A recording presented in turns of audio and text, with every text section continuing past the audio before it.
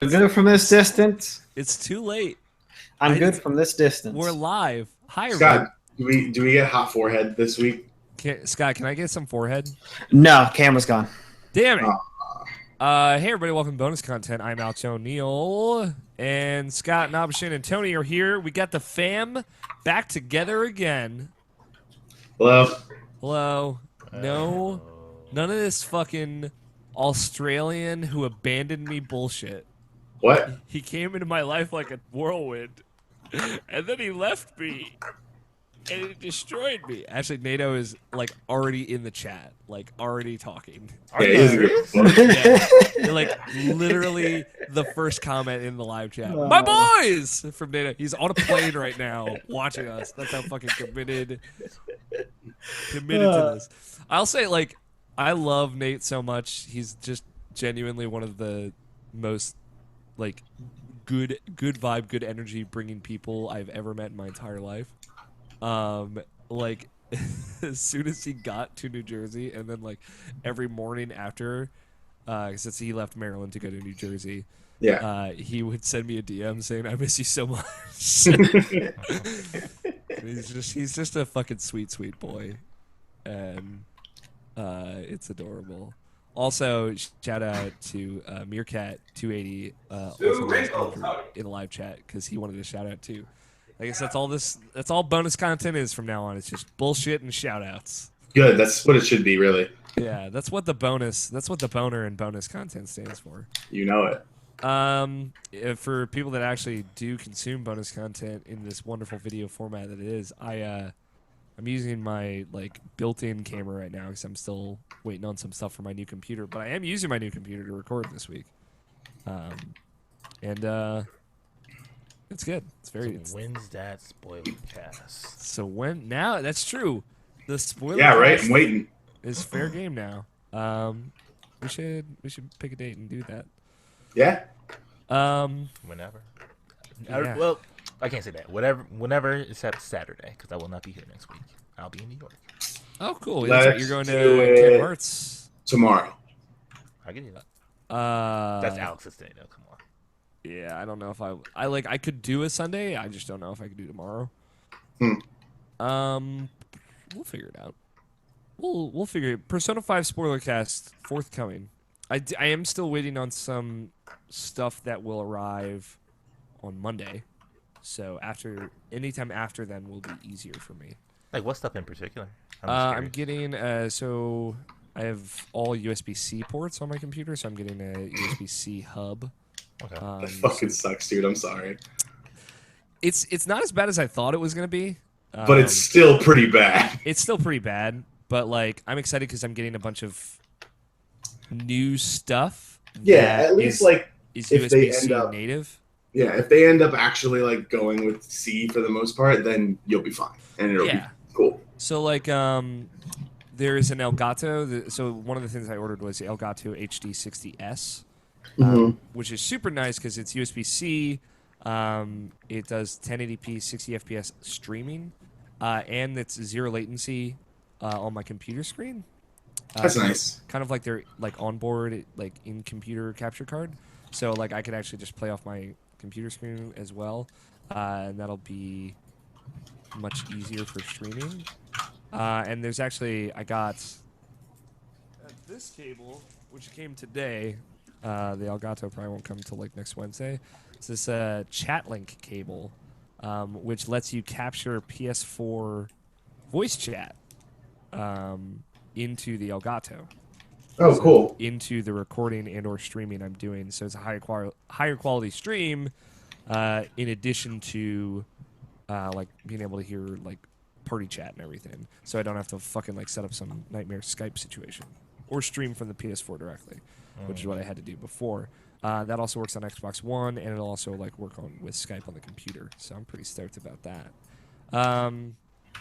And I got the new Elgato, which that's exciting. And down the line, I'm hoping to get Logitech has a new 4K webcam that is native USB-C as well. So I'm getting stuff that is like worthwhile and useful. I'm just kind of like slowly getting it over time. And in the meantime, I have like a USB-C hub coming on Monday, so I'll be able to use my webcam that I have right now, and that'll have like an Ethernet port on it and everything. So Yeah. but yeah, it's been not so bad. I'm a big fan of the new computer. For folks following me on Twitter, managed to chew through the last couple of Extra Life videos really fast. So those just both took one day. Each of those videos, whereas like some videos were taking like a few days of rendering and then exporting. So that's nice to have that off my fucking plate. Even though I have to do like one last thing for that, but everything is scheduled to come out next week. I'm gonna go over this again in the final show, but yeah. So that's the stuff I'm waiting for. Neat. I'm excited. The webcam especially, if I can get that to work, and get that mostly just buy that in a reasonable amount of time. That's gonna be good for like shooting video and whatnot. So Take advantage of that green screen you got. yeah, the webcam has like a built-in detective software to like create a green screen as well. So I might not even need it for streams, which would be handy. But we'll see. But what do you like to stream? I'm working on a new video project. So I might stream those games as I'm playing them, and then maybe people can figure out what the new secret project is. He's going to be the next big League of Legends streamer. Yeah, you caught me. Secret. Yeah, Unveiled. man. But that and like actually talking to some of the boys about maybe starting up our division game nights again. And Jacob Bryan and I have now entered a pact that we are going to play through A Way Out together. That is going to be our next Dead Space 3, which I'm very excited about. That's obviously not for a while, but Sure. that was a nice little revelation. Yeah, so it's going to be nice to have some new stuff to play to fiddle with and to use and just hopefully like have a better workflow. Yeah. Since I don't feel as crippled anymore. But man, is it good to just, for the most part, not have to worry about fucking Extra Life videos haunting me. Now I can actually start planning for Extra Life this year. And how much of a nightmare that's going to be. It's going to be fun. It's going to be a lot. It's going to be a ton of fun. But it's going to be a nightmare as well. It will be both. And Are I we like overloaded that. for people there? Yeah, this house is probably going to blow up. I did it to one house. Yeah, man. I stopped inviting people a long time ago, Yeah. but like it was already too many last year. Yeah, it seemed like not to name names or anything like that, but it seemed like some people Are were we inviting more themselves, so I was like, Yeah. Are What's we up? more or less than last year? More? Not by that much, which is probably for the best. Yeah, I mean, we don't want to fucking, destroy your entire house. But I'm looking into different ways to like lay out the home, and also different ways to like bring people into it. And not everyone's going to be sleeping here as well. Yeah, you're right. It's just me and you in your bed. Yeah, that's what it is. And me. Most people will be sleeping here, but not everyone. It's just all the Irrational Passions people in Alex's bed. Yeah, everyone else on the porch. Welcome. This On could the be porch. this could be Logan, not Logan, because he's been on stuff before. But this could be George Cruz. Someone in Alex's bed. it's coming out party. His coming out party, Oh. coming out to Maryland. Because he couldn't make it to Kind of Funny Live 3, but I was like, now you have to come to Extra Life. Was he at PAX? No, he's looking into going to PAX West. But we'll see.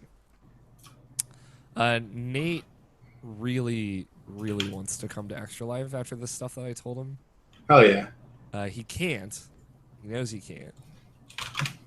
But he really wants to. I just want to express that to you all as well. Yeah, we can't accept anyone else. We really can't. I mean, I would We kick were- I would kick somebody out to have NATO come. If we're being real, I just like I think that would sour it for him. No, he would be like, whatever, I'll kill somebody for this. But no, he has to come to the U.S. for a wedding in August, I believe. Right. So he can't justify 3 overseas trips in 1 year. I mean, that's okay. Which I get. Yeah. That and he's like fucking flying all over the country. And that's the other side of the world. Like, Yeah, it's that's literally the more than opposite side of 24 the hours world. of flight. So, Yeah. Jesus. It would not be worth it for a weekend. Even though it's going to be A great week. it's gonna be fucking crazy. We are gonna have a goddamn amazing time. Can confirm, as I've talked to you guys about, there will be great food as well. Oh yeah. I'm very excited about it. How's your week been, Option? My week's been fine. It's been mostly work again. Getting back in the flow of that. Have kind of been thinking about like maybe it's time to like get another job, not like another job, but like move on from this job. That's because like it's been an entire year since the last time I went to San Francisco, and when I went to San Francisco, I immediately got that call saying like, "Oh, you're gonna be a deli manager." I'm like, "Cool," and then it's like a year later now, and it's like, "Oh, I'm back to where I was before." So it's like, So it's just like it just feels bad. It just feels bad. Feels bad, man.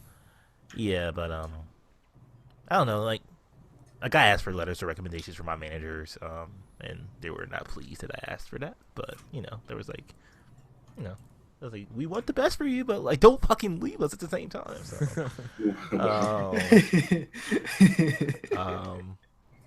but yeah, that's the thing. Other than that, my nephew William is in town. He's been living with us, and he'll be here to the end of July, I believe. So like, I've been hanging out with him. That's been fun. But not as much as I should, because like it's been E3, and like I just got back from California, so like I've been working all the time, so like I really have been hanging out with him. But like pretty much like anytime I have spare time, like I take him and Vernon out, and like I'm pretty much just teaching them to drive. They're like 14 now, about to turn 15, and they're about to go into high school too. So like they start this year coming up.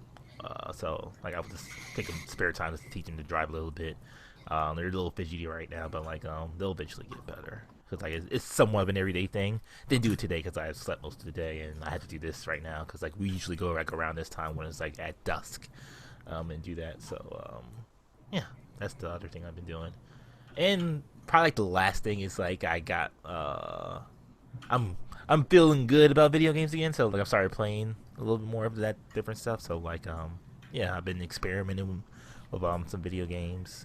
Trying to find like another like Zero Escape-esque type of game for this year for me, to like something new that I can just get into that people have been talking about. So like I've been experimenting a little bit. And other than that, more My Hero. There's nothing more to be said about that. So that's my life. I had my My Hero Academia moment this week. What episode was it? Where I just like started crying and I didn't know why.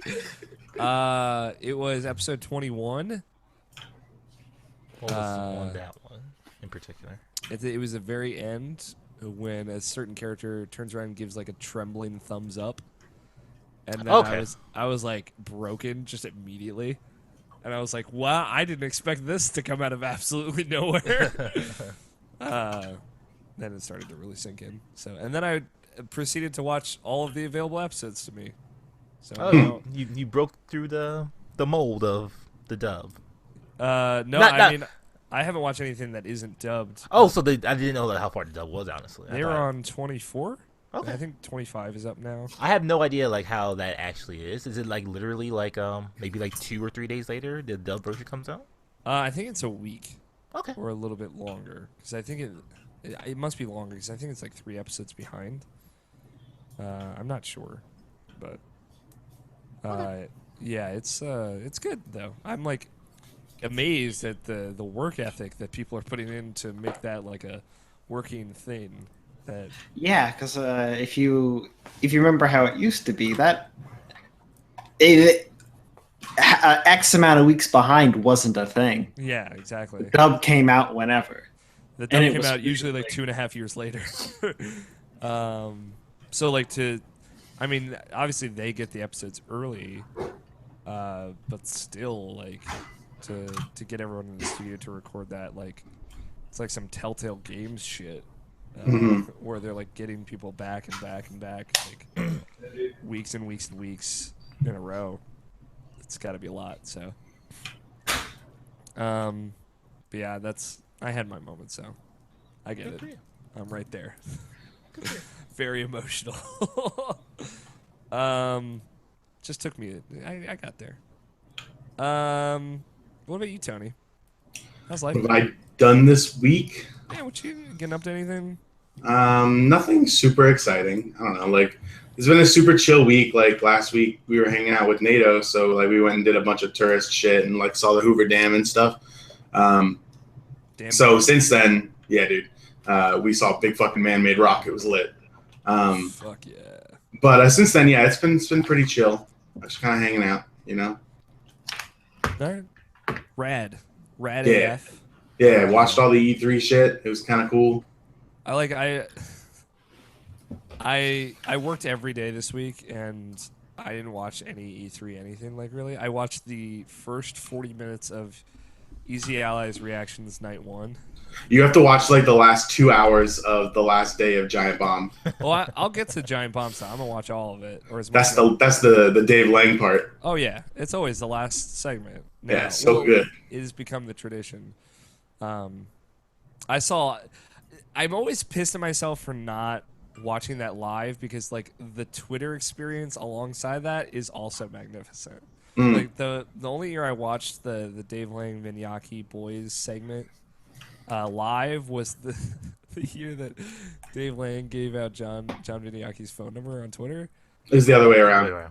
Other way around, excuse me. And that was great. I might have seen a little bit of the burner phone year as well. But man, what a special thing that is. Yeah. I like that every year more and more people are like aware of that specific segment of that stream. Uh-huh. Because like, I mean, Giant Bomb has always like been kind of slowly growing, but they definitely sit around, like, you know, they're the Giant Bomb folks that watch Giant Bomb, like the 200 to 400,000 people that make that website like live and thrive and do well. And it seems like their E3 stuff just expands every year more and more. Like, I saw people that I know have never really even watched or followed along with any Giant Bomb content, following along with their nightly streams, and that was really cool for me. It's like a proud dad moment. But yeah, that shit's magical. Mm-hmm. Yeah, I gotta watch all that. I watched a lot of the reacts to the press conferences. Yeah. But nothing like impressions on hands-on game stuff afterwards, except for my boy Trevor Starkey out there playing games for me, giving me updates. So that was good. What about you, Scott? Get up in anything this week? No, I had a pretty chill week. The only thing that happened this week is I had to move my computer out of the room and into a different room. Right. But why? Is it a party room now? No. You don't have to say it like that, man. I want every room to be a party room. You have not been to this house recently. No, I haven't. Is it still like torn to shreds? No. Today was the final piece. The final last piece of it being put back together. Which everything was done for a couple of weeks. Mm-hmm. Except for one last bit? some of the carpet wasn't changed out. Okay. But now you have a whole house again? Yep. Now it's completely done. Yeah. I do want to take okay. Almost. The downstairs, the basement has zero furniture. Okay. That's okay then. You gotta probably figure that out at some point, but you know. Yeah. I do want to take a moment and say that Nato Johnston did also play Super Mario Odyssey at the Nintendo World Store in New York this past week. And fuck NATO. Wow, salt's real. Yeah, dude. The salt's real. Chill weeks, man. It's pretty good. I did, for folks who follow along with my Sunday chats, I did a makeup Tuesday chats this week because I'd missed 2 Sundays in a row. Man, y'all, like, depression fucking sucks. Yep. I don't know if y'all know this, but if I could be any more Southern Belle in this conversation, but it's just the worst. Luckily, this week hasn't been too bad for me, at least compared to like the 2 weeks before it. But yeah, after I'm seeing my doctor next week, and I'm probably going back on antidepressants, and I'm not super stoked about it, but I'm holding myself accountable by saying it live on a podcast. But yeah, that's like the makeup from the previous 2 weeks, but this last week has been chill weeks all around. This episode, I can't guarantee it's going to be a certified banger, but boy, was last week's episode a certified banger. What's the status of bets, Nabashin? Have we got everything tallied? I updated everything. Okay, I saw that there was an update. I didn't want to look at it yet, though. All right, I'm just going through here. Ooh, there's like little X's and O's. This is very exciting. Do we have a bet for tonight? I didn't think of one. I can look for something. I can look for something too. Okay. All right. I think we should start the show. Hopefully, we got some games to talk about. Otherwise, it might not be a ungodly long podcast. I say that now. And I know how this goes. So I won't fuck everything up quite yet. Yeah, don't do that. Give me 1 second. Okay. To look up new releases. If anybody needs to grab a drink or use a bathroom, now's the time to do it.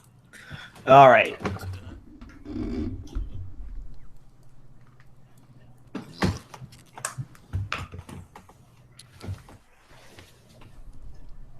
Now it's just you and me, Tony.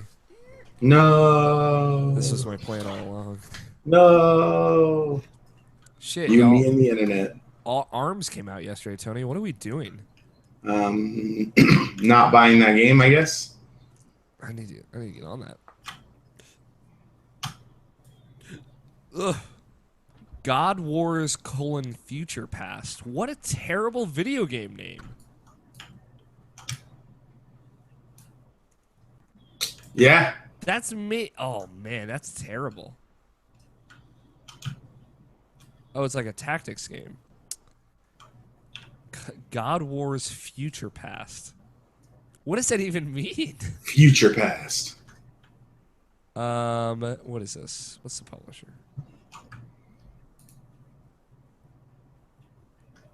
Katakawa Corporation. Jesus Christ. The Kujikawa Corporation. Is there a YouTube channel for this? It looks like it's under NIS.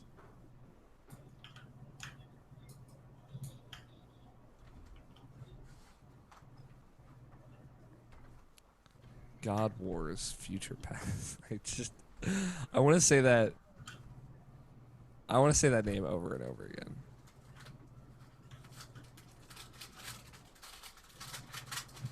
God Wars Future Past. Future Past. What is a future past? Can I get a definition, please? Could you use it in a sentence? Damn it. Okay, no, this is a good one. This is a good one, Tony. It's a good bet. What? Oh, bets. Yeah. I mean, I guess. Buy next.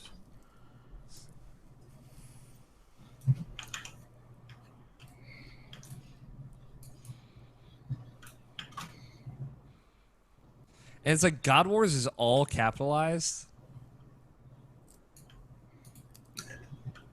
God Wars. Future Past.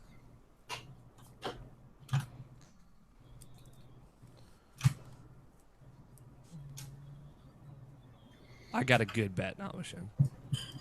Cute.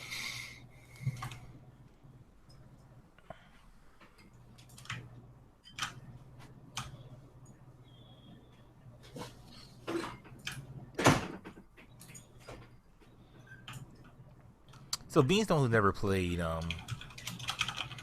Super Mario Sunshine. Oh, I played it maybe like the first hour of it, You're like missing maybe out, like a dude. year or two ago. Yeah.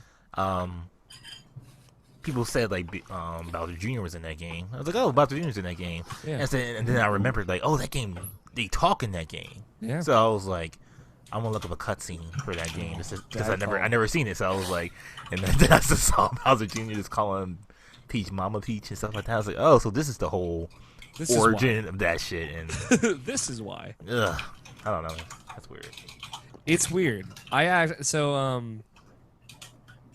The only question I ever had answered on an IGN podcast was into a Nintendo voice chat podcast in the era of Craig Harris hosting. Mm-hmm. So way, way, way long ago. And I said, like, Bowser was only ever voice acted in Super Mario Sunshine, and do you ever think... It was something along the lines of, do you ever think he would be voice acted again? And the sentiment was, no, and that game is why. I don't know, man. His voice was pretty good. If his voice was all right. Like, it was a good Bowser voice, honestly. It was, like, silly, a little derpy. It's fun. Like, I don't think it works, especially by, like, modern voice acting standards, but... Dude, I just hope Bowser with a top hat talks in Mario Odyssey. Even if he just says, like, yeah! Like, I'd be so stoked if he just did that. Alright. Y'all ready for this? Yeah. I'm sorry, I remember what that yeah means. Yep. It just popped in my head. Ruined for me forever. The word yeah. Alright, let's Guys, I have a fidget spinner on my desk. Well, are we starting or what? Is Spin to Win Garen back? I don't fucking know, dude. You guys ready to start recording? I guess. I guess. I'll take that as an anxiously yes, Scott, from you. All right. On 1, 5, 4, 3, 2, 1. That was fun. I am recording via USB again, so static could possibly happen in my future. You don't have to tell me if it happens. I'm sure. Through your mixer? Through my mixer. Okay. The USB port on my mixer is what causes that. Okay. We'll see. Fingers crossed it doesn't happen. Doesn't always happen back in the day, but I don't have a line-in port on my computer anymore, so it is a shame. All right. Fuck, man. How do I start a podcast? It's like we took a week off, but that was 2 weeks ago. We recorded last week. I don't even fucking know. I don't even know. All right. Time to shut up or puff up. Puff up or duck and tuck. Get lit or die trying. Shout out to our 2 kids in the chat hanging out, having a good time. Also, thank you. This is a nice fucking shirt. Yo, Alex, pretty shit shirt. Fuck you. Hashtag get fucked. Alright. Now I'm ready, emotionally. It is Saturday, June 17th, 2017, and you are listening to the Irrational Passions podcast. I am Alex O'Neill, your host this evening, morning, and or afternoon, depending on when you listen to this. And joining me this week is Scott Guthier. Hello. Tony Horvath. Yeah, I guess. And Brian Nabishin Jackson. What was that? It was a fatty grunt that they did in that one episode of Harvey Birdman and Attorney at Law. Yep. Deep cut. Harsh, deep cut. Thank you everyone for joining me. Thank you to my co-hosts for joining me. Thank you guys. You three. We're almost at the. What do you want? We're almost at the 7-year mark. I'm getting all sentimental. Got 2 weeks away from being old AF. And I just take a minute. Is that when we get old? At 7 years old? Well, the podcast will be old. It'd be old enough to be in 2nd grade. If this podcast was a human child with countless social and dialogue issues. If this podcast was a kid in school, do you think they'd be a popular kid? No, I think they would think they are a popular kid. Got it. But definitely not. They'd just be dabbing way too much. Hell yeah. Spin to win. But no, yeah, we're at that time, you know. Do you think they'd double fidget spin? I think that's the only thing they would know how to do. Yeah. 7-year-old kid, 2 fidget spinners in hand, just spinning. Yeah. I don't know. You know, like kids born in July are always weird. So Yeah. I didn't know that. no, I'm just fucking. Like, now that I think about it, Yeah. he wouldn't have a propeller hat. He'd have a fidget spinner hat. Yeah, you would. He'd just fucking spin it like mid class. I like personifying this podcast as a human. It leaves there's a lot of room for interpretation. Hey, welcome to Irrational Passions podcast. So what you're telling me is Irrational Passions podcast season 3, the human. The human, the human. It's just like God War's Future Past. A game that we talked just like it. We talked a lot about in bonus content, or Tony and I did, and we will talk about again before the end of this podcast. Foreshadowing. I'm foreshadowing on my own podcast for our listeners. You can skip to the end and know now. We got a great show lined up. If you've never listened to Irrational Passions podcast, boy, did you pick a winner. Clearly, this will be a banger. I think we're all a little tired. I'm getting tired vibes from everybody. I'm very tired. I'm not that bad. Okay, Scott's solid. No falling asleep mid-show from Scott this time. Tony, how you doing? I'm all right. All right. Nabishin? I'm good. Did you work Feeling today, lit. Nabishin? Summer night. Yeah, my dude. Okay. Yeah, because I worked like all day as well, so I think that's where I'm solid. I'm just tired. Chill. Probably gonna get a beer mid podcast. It's gonna be good. Very exciting show. We're post E3.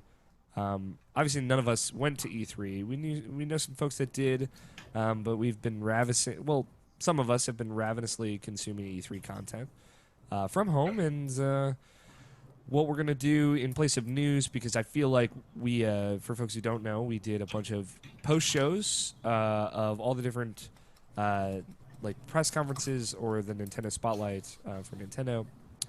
Everyone but EA, which we did kind of a post show last week's podcast of. So if you want to hear like our specific thoughts from E3, going to youtube.com/irrationalpassions and watching those post shows would be the best way to get that. We had a whole bunch of great guests across the board on all of them.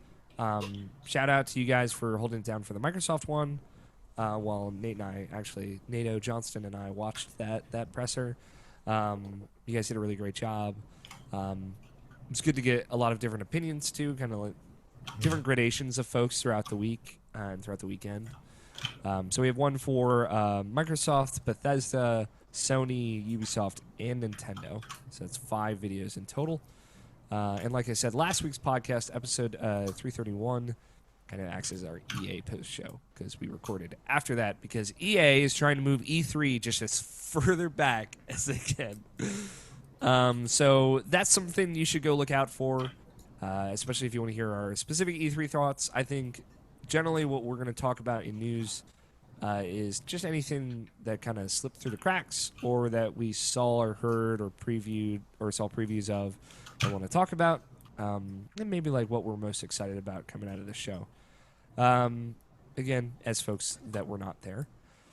In other video game, not necessarily video game, but Irrational Passions news, some exciting stuff is coming up. I do have like a big long editorial that I wrote that is just kind of my general thoughts and feelings on the E3 showings, kind of written out in a little bit more of a formal sense. So it's pretty much Microsoft, Sony, and Nintendo. It's just mainly those, but with references to the other publishers as well. Just kind of summarizing how I felt, what went well, what didn't go well, and what I'm excited about, and just kind of my general vibes on all three of the big three. So that will hopefully be up by the time this audio podcast goes up. And I also reviewed Shovel Knight Spectre of Torment. You can go read that. I liked it a lot. I was going to publish it a lot sooner, and then my computer died. Obviously, if you listen to this show, you know I was without a computer for a bit.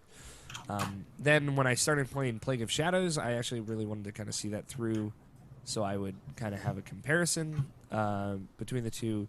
It only ended up adding a few sentences here and there in the review, but you should go check it out. Spectre of Torment's pretty rad, and I think it's worth a play if you like Shovel Knight. And I think there's some stuff coming on the website. I do want to focus on youtube.com/irrationalpassions, right where you can watch all those post shows, the video version of this show. Extra Life 2016 archive videos are finally going up this week. The 19th through the 24th. They will be going up all week. It's like 3 or 4 episodes or segments a day. Some good ones to look out for. Hot Pepper Towerfall. Us shaving Danny Juarez's head. Danny and Alex's Amiibo Corner. Playing Titanfall 2 with the Kind of Funny fans, like the community there. And we did a bunch of tabletop games. There's some VR segments where Scott plays... what's the Job Simulator? Yeah, it's pretty good. You should watch that for sure. I did some VR Miku, and that is worth a watch. So there's a bunch of great stuff in the Actual Life videos. It's all cut out into segments of essentially what we did for that segment. It's been a long time in the making, and I've been trying to make this happen for pretty much 3 months straight. And having your computer die right there in the middle is not helpful, and also exporting and compressing 25 hours of video is not fun at all. So go watch those. If you get the chance, I would appreciate it if you watched 1 or 2 videos out of that group. You don't have to watch the whole thing. Just click like, leave a comment, subscribe, and move along. But that's it. That's all the housekeeping that I have. So thank you to everyone who tuned in to our E3 stuff. I appreciate it. There's a lot of great conversations and listener interactions along that stuff. And thank you to all of our guests for that one more time. Thank you to Nato Johnston for staying in my house and being lovely. He's a lovely human. Let's talk about video games. How's that sound? Okay. Who wants to talk about games? I want to hear about some fucking video games. Tony. Why me? I just singled you out. I was looking at your blank list in our Google Doc, and I wanted to hear what you have to say. Yeah. So I have only played one game this week. Tell me about it. It's called Black Desert Online. Oh, my God. So how great is it that we essentially predicted that Black Desert Online would come back? Oh, it was pretty cool. Yeah. We talked about it literally the day before. Yeah. We could not have been more relevant. I'm so proud of us. I'm proud of you, Tony. I'm proud of you, Scott, for playing this weird KMMO. And now it's coming to Xbox. So the MMORPG : Black Desert. Excuse me. Yeah. It's gonna be quite lit. Yeah, I think so. So how's Black Desert Online treating you? It's fun. It's good. Good game. Yeah. Game good. The question is, does Black Desert Online on Xbox play with Black Desert Online players on PC? I hope not. Why? You know, those Because filthy console scrubs getting in your game? mouse and keyboard controls don't really mix well with controllers. Yeah. I mean, if you're playing like a shooter. I mean, there's competitive PvP in this game, so... Yeah, but what if it was just like the part where you run around and hang out? I mean, that'd be alright, I guess. But I feel like the game is going to be very different. Which could be good or bad. I don't know.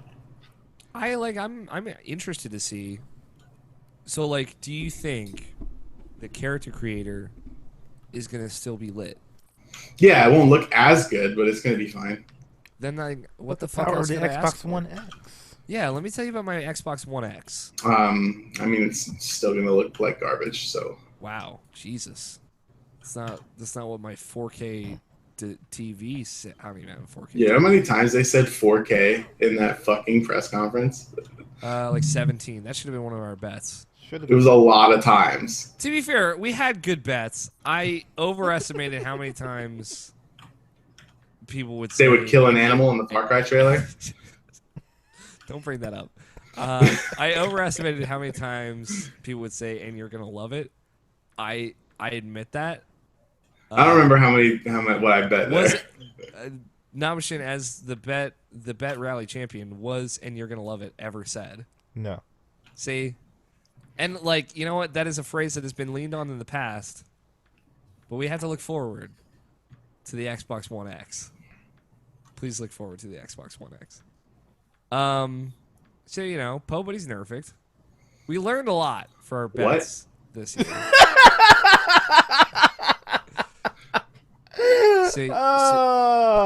So you say Pobody's nerfed, right? No one says that. And you flip the N and the P, so it's nobody's perfect, but you're saying it in an imperfect way. Do you also still have to work it? To reiterate that Pobody is nerfed, actually. Again and again? Again and again. Griffin McElroy says it, okay? Somebody says it. And Griffin McElroy is a beautiful, beautiful young man. He's a sweet, sweet boy. He's a good boy. I don't know. If he says Pobody's nerfed, it's not a good first impression. It does, like, when I say Pobody's nerfed, it does make me think of, like, purple Nurples. Okay. Because of the nerfed and Nurples, you know what I'm saying? You think of a Nerf gun or something? You have to go to purple Nurples? I know. It's just a bad saying. Purple Nurples. Like, even if you're gonna do that, you'd stick with two ends. You'd say nobody's nerfed. Nobody's nerfed? I don't like that, though. That just sounds weird. You see, Pobody's nerfed sounds like it's intentional.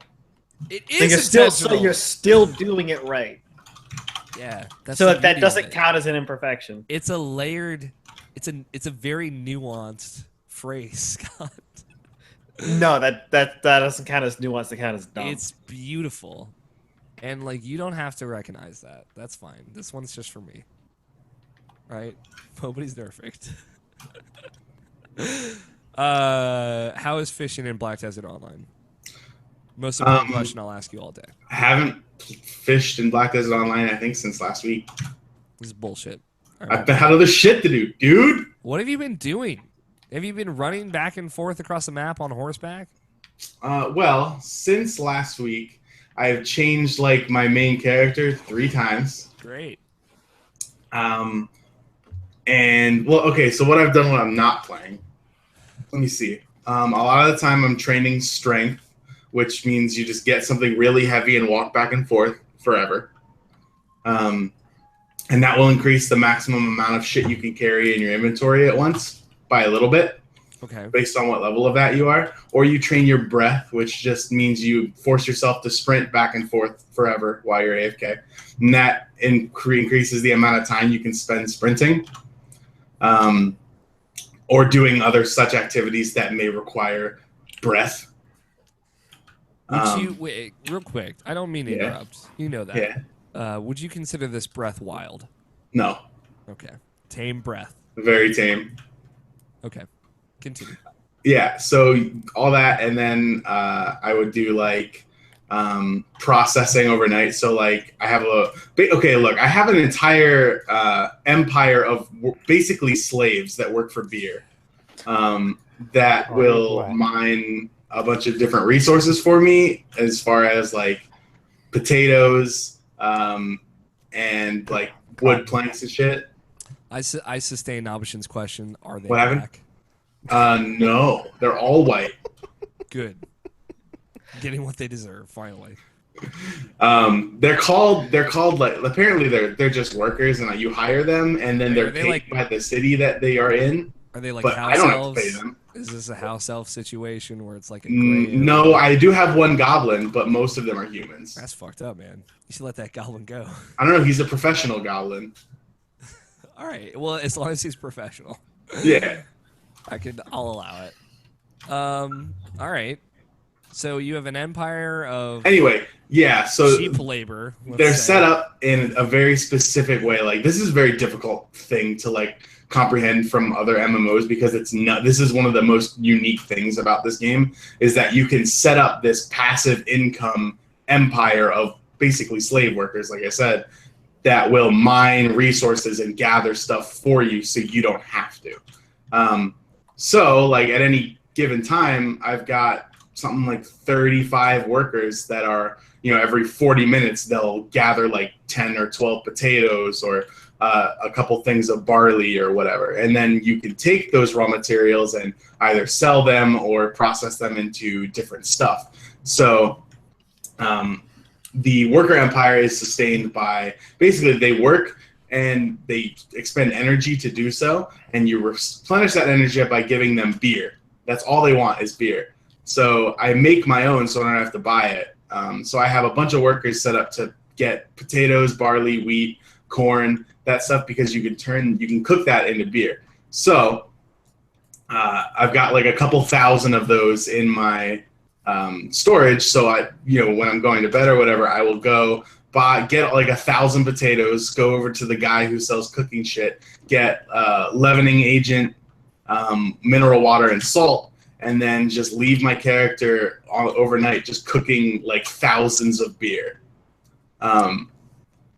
So yeah, that's basically that's what I do when I'm not playing the game. Does this bring you? I need to know for myself. Look, all right, I'm gonna answer the question before you finish it. There are numbers, and they get higher. Okay, so yes, it does bring you joy. Yeah. Okay. It's gaming at its very best. Listen, Tony. It's an incremental game. As long as it is an incremental game. As long as you're happy, I don't care. Yeah. So that all is happening. Or my workers also gather wood, because wood is like a commodity in the game. If people want to build ships and stuff so they can get to the places that aren't on the main continents. Cool thing about this game is that, like, unlike World of Warcraft or whatever, like, you can't teleport somewhere. Like, if storages aren't shared magically between all cities, like, everything, even the money you're carrying has weight to it. So like, if you want to get to a different place, you need to fucking walk your happy ass over there. Yeah. So if you want to sail across the ocean, you need to get a boat. You have to build a boat. So the only way to do that is to gather a shit ton of wood, as a boat might need. So I have my workers passively gathering the stuff to make them, self-sustaining, right? So they get their own beer ingredients, and then I just cook the beer and feed it to them every once in a while. And then the other workers, they always are farming for like chopping down trees and stuff. So I have all this wood, and every once in a while I'll process that overnight into wood planks, and then wood plywood if you cut the planks in half. And then you can sell those to people that on the market, and people who will buy, like, build the boats, buy those, and then sell the boats or use them. So that's super cool. All right, so question. Yeah. What is the goblin a professional in? Like, just specifically. Dude, I don't know. Like, workers have different tiers of being good. Like, there's just like human worker, which is a white quality worker. Like, he's garbage. Oh, I get it. Yeah. Well, great quality. Yeah, great quality. Will There we you go. call him a blue collar? No, blue. No, blue's actually pretty all right. Yeah. So after that's green, that's like a skilled worker, and they're both. Oh no, that's like just like a I don't know green quality worker. I don't know what they're called because they're useless. No one ever uses those. Okay. Because it's not worth training them. Because basically the way you hire a worker is you have to have energy, which you gain through playing the game. Right now, I have 85 energy because I don't talk to as many people as Scott does. He has like 100. 120. So so you go to a worker contractor and you have to spend 5 energy to randomly get a worker that you can hire. It'll be any quality, like there are 5 different levels of quality, and then it will be one of 3 random races, either human, goblin, or giant. And so you spend 5 energy, and most of the time it's going to be white or gray or green. No one wants that shit because it's not worth it. They don't have as good skills and stuff. And it's pretty easy to get blue ones. So you keep going until you get a blue worker of the race you want or higher. When you promote a blue worker, they become yellow, and that they change from skilled to professional. Then when you promote them again, they go from yellow to orange and go from professional to artisan. And artisans are the best workers. So I've got I don't like goblins because the way that the workers work, goblins you have to feed beer once every 2 hours or they stop working, but they work much faster. So they're for people who are going to sit at their computer the entire day. Humans need to be fed every 8 hours, and giants every 24. Damn. But their giants are much slower. So I like humans because I can, go and feed shit every 8 hours, no problem. So I basically just go through the workers until I find a blue or better human. But I happened to get a professional goblin in the queue, and I was like, all right, fine. I'll get that for now, and then I'll fire him later. Well, let me make a comparison for you here. What if, like, instead of, like, feeding beer to humans, you were, like, just, like, throw an example out there. You were, like, refilling, like, a coffee maker, right? Sure. And you had to, like, get different quality levels of beans, right? And then what you gained instead of money or resources or whatever was like cute anime boys that you refer to as senpais. See, no, because there's actually a game on top of it. Well, that's just, what do you really need Like in life? the crazy thing is like all this like complicated shit goes into like I barely scratched the surface of how this worker empire thing is supposed to work. I haven't even talked about nodes yet, which I'm not going to because it's going to get longer than fucking Clash of Clans talk. Okay. Don't talk about nodes. And I don't want to do that. Oh, we'll talk about nodes eventually. Yeah, maybe eventually. But anyway, so basically like this whole thing, which I could spend 2 hours just explaining to you, is a small subsection of a thing you can do passively in this game to make money. All right, so like Alex, Yeah. you're almost correct, except for when you tried to hand your anime boys coffee, you had to co-opt the entire thing across the room to do it. Okay. I mean, I didn't. I was fine. Well, you see that's just not how your game works. Just change it to that's how it works. Okay. And then you've got something that's a little more accurate. Okay. So you're like actually walking around controlling each limb, giving people coffee or / Yes. beer? That sounds like a lot. I mean, like I said, man, I don't judge. It's just like whatever makes you happy. Here, let me just send you this. Okay. I don't know if there's a need for visual aids. There is. I feel like I do understand it. I'm gonna broadly approach the subject of nodes just by sending you a screenshot. Okay. And it's gonna be fun. You're gonna ask me a specific question about the screenshot, and it's gonna be real funny. Hopefully. Hopefully. All right. So here, look at this. All right. This is. Tony's sending me a screenshot.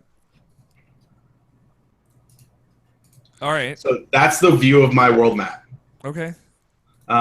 See God. all those lines connecting like squares together? Yes. That's an empire that you can build. You have to see the green one in near the middle. That's a city. You have to connect the city where you hired the workers to one of the other nodes around it, and then buy a work slot in that node to send your worker to work there, and then they can start getting you shit. But you have to connect the nodes. For listeners at home to play along, to me, it reminds me a little bit of like Civ 5. Yeah, it kind of looks like that. Connecting the train routes. Or even SimCity. Or SimCity, yeah. It's not like hexagonal based or anything, but like there are multiple cities stretched throughout the world that are connected by like routes. Yeah. All right, that makes sense. And you should look at the shield in the middle of the screen. I did. I took it. Yeah. Real dumb face on that shield. A guild owns that node, and that's their guild icon. That's pretty good. Yeah. So the way that you like basically all that shit, you have to in person visit those nodes to buy them from a specific person at them, and then go there to tell your workers that they need to work there, and then they will start working there. So you have to go all over the world to set up this empire. Talk to the people who own the farms and shit, and be like, "Yo, let my shit work here." And they're like, "You better fucking contribute." And you're like, "All right, here are my contribution points." It's pretty cool. It's very like complex, and it accomplishes an interesting goal. So. And Xbox users, you have this to look forward to in 2018. Split. Mazel tov. Anything else you've been playing, Tony? No. All right. I've been playing one game. I feel like I've played other games, but I can't for the life of me think of them. I'm still like in a weird spot where like it's not that I don't want to play video games. It's that I just haven't had a lot of time this week.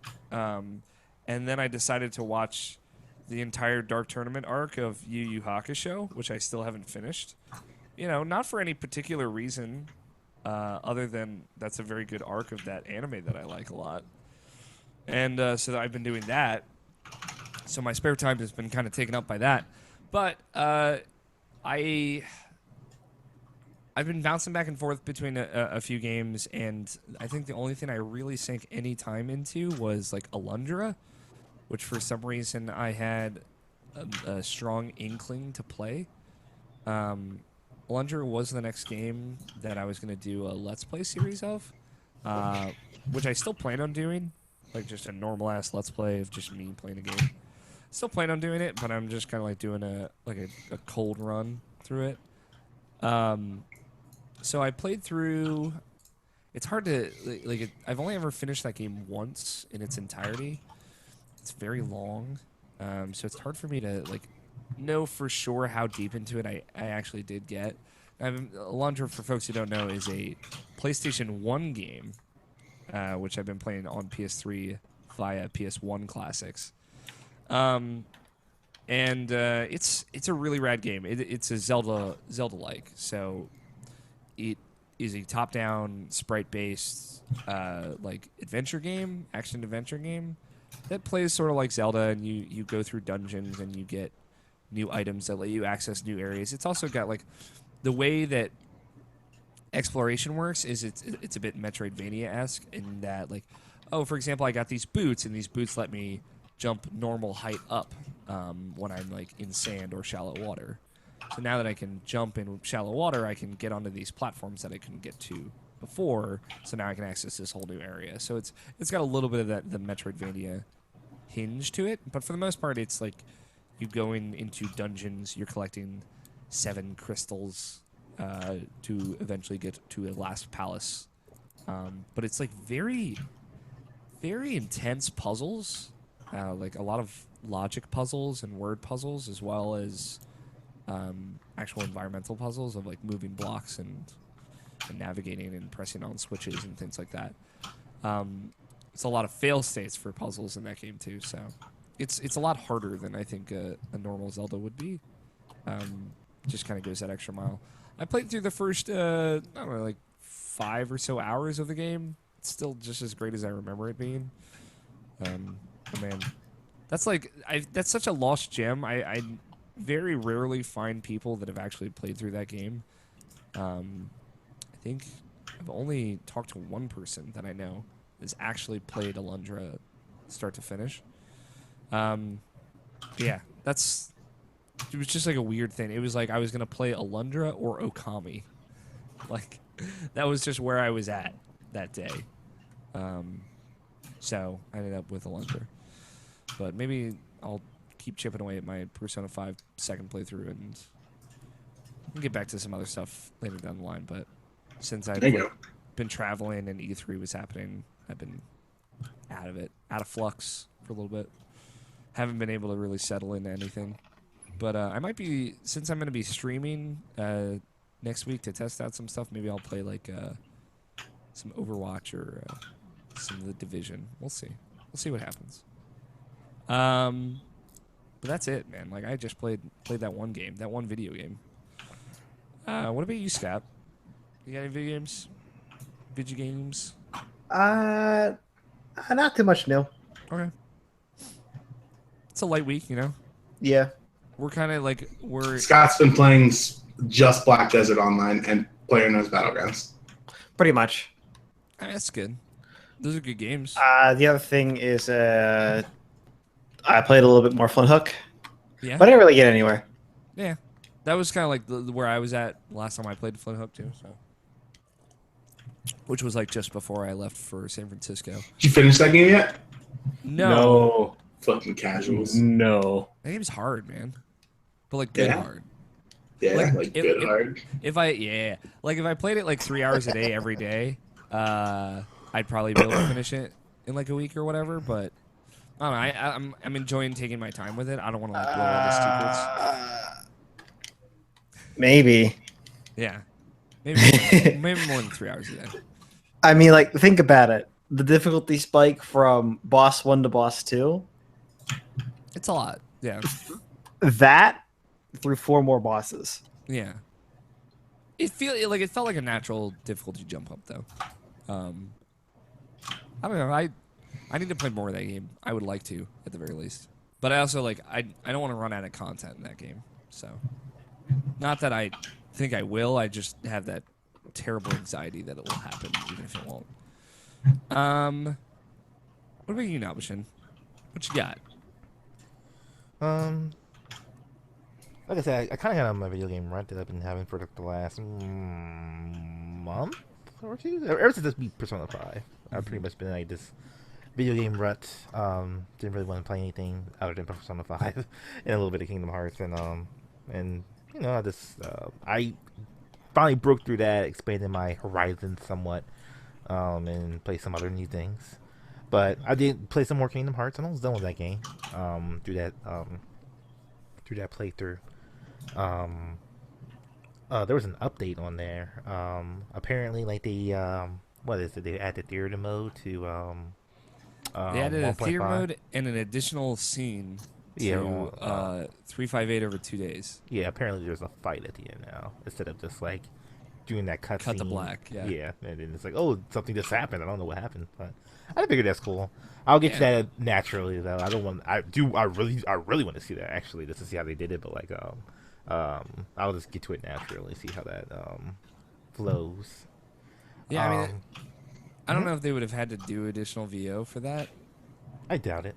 I doubt it. It's just like I guess like they have everybody in for Kingdom Hearts 3 right now, so. Yeah. But like because of the E3 and like there are some games that interest me. I decided to go back to like some older games or actually buy some games. So like I bought Xenoblade Chronicles and I bought The Evil Within, and I restarted playing Wolfenstein: The Old Blood, which was like the standalone somewhat DLC, but not really little expansion for Wolfenstein: The New Order. Wolfenstein: The Old Blood is real good. It just reminded me how much I liked playing that game in the first place.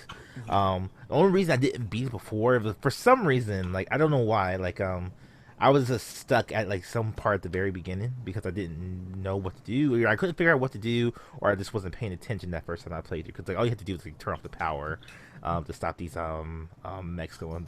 Not really mechs, but like guys in giant suits to stop moving, so you could just demobilize them.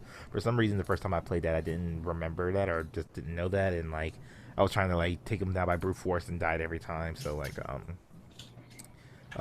yeah, I got past that part. So like I'll probably get an hour into that, and you know, I've been enjoying that again. Like that makes me really excited to play Wolfenstein 2. That just seems like probably the first person shooter for me this year, because I can't think of another one if I played another one this year. But yeah, that's probably my jam for this year. As far as that, so that's great. Um, I played the first chapter of the Evil Within. And that game is just like super atmospheric. Like it's like, man, it's just like top to bottom. It's just anxiety inducing in a way. Just going through the hallways and like sneaking and like just like not knowing what the hell's going on, but like still just like playing through just to like even like just get somewhat some context of what's happening. I'm so pissed. Like I never ended up playing more of that game. The only time I played through the beginning of it, Extra Life 2014, and Justin Graffius let me borrow his copy to play it while we were all together there. But you know, like Extra Life, it's not a good time to actually finish anything, even if you tell yourself it is. Or at least it isn't. You have 24 whole hours. It isn't for me because I'm out there like trying to make sure somebody's on stream and shit was happening. And that was the last year we did it in the apartment when we had like the section off room with the TV and everything. And Right. yeah, so I liked so much what I played of that game though. Like I was really into it, letterboxing and all. So it's always been like my biggest regret, or biggest most recent regret of like not like, just going through that game. Yeah, it was on. It's on sale right now for like $15. So it's like, yeah, sure, why not? That's with all the DLC and everything. So I was like, oh yeah, sure, nice. why not? But yeah, like speaking of letterboxes, like it does give me like vibes of like the Order 1886, but like in a good way, as far as like presentation and just like Said no one ever. Sorry. I didn't know it exists. yeah, like as far as presentation and just like kind of trying to like seeing what the artist was going for, even though obviously like the letterbox is so the frame rate could still be stable the entire time you're playing, but like still at the same time it looks cool at the same time. So like I don't know, like I enjoy it. I'm into it. Yeah, and I'm totally into it. But I'll probably play some more of that later on. And other than that, like the only other game that I barely put any time into either, but like probably the one I'm probably gonna go the distance with is Xenoblade Chronicles. I just played like maybe just like the first like hour and a half maybe. I don't know, like there's something about that, like the way they do characters in that game I really enjoy. So what was it that got you onto this? Mostly like everything easy allies. Like the only reason I'm playing Evil Within is because you know, the stuff like the trailer looked really cool. You were talking about how good the first game was. I was like, sure, I'll get that. And then like of course Ben just finished his playthrough of Xenoblade Chronicles. I haven't watched a minute of it. I actually never really like paid attention to that game like almost at all. And then like his excitement for Xenoblade Chronicles 2, which is supposed to be coming out this year apparently. Legend. You know, like I was deciding just to give it a shot. Like, why not? Like a lot of people say it's like one of the best RPGs in the longest time, especially for last generation. They said like that's like one of the best ones. And though I'm not like the JRPG guy, I still like to take the time like to appreciate stuff if I can, especially if they do something different. And like for the most part, this game does do like a lot of things different. At least from what I'm used to in JRPGs. Like it's based as a cooldown system, like battle system. Yeah. And like they attack automatically, which I kind of like and I kind of don't like. Like at first I really didn't like it. At first it's like, oh, they kind of attack automatically. You have to get like run back and forth. Like it kind of looks janky and stuff. But like, there's a certain flow to it that I can like see myself getting into, especially like when I level up some more and like add more arts to my battle and my combat system. Um, I don't know. Like I just really enjoy it, and like I said, if the characters weren't there for me, I probably wouldn't get too into it. But because I'll probably just mainline the game honestly, because I don't know if I had time to invest into a new RPG in 2017. But yeah, I'm enjoying it a lot more than I even thought I probably would. So I don't know. I'll just give it a shot, and then I'll update some more the more I play it. It's curious. I mean, I talked about it a little bit on our Nintendo post show. Like, I tried Xenoblade Chronicles. What was it? 2.5 years ago. Mm-hmm. Just my brother has it, and I played like the first 2 hours, maybe probably about as much as you played, Mm-hmm. and it's like. The thing that jumped out to me the most wasn't the characters; it was the setting. That too.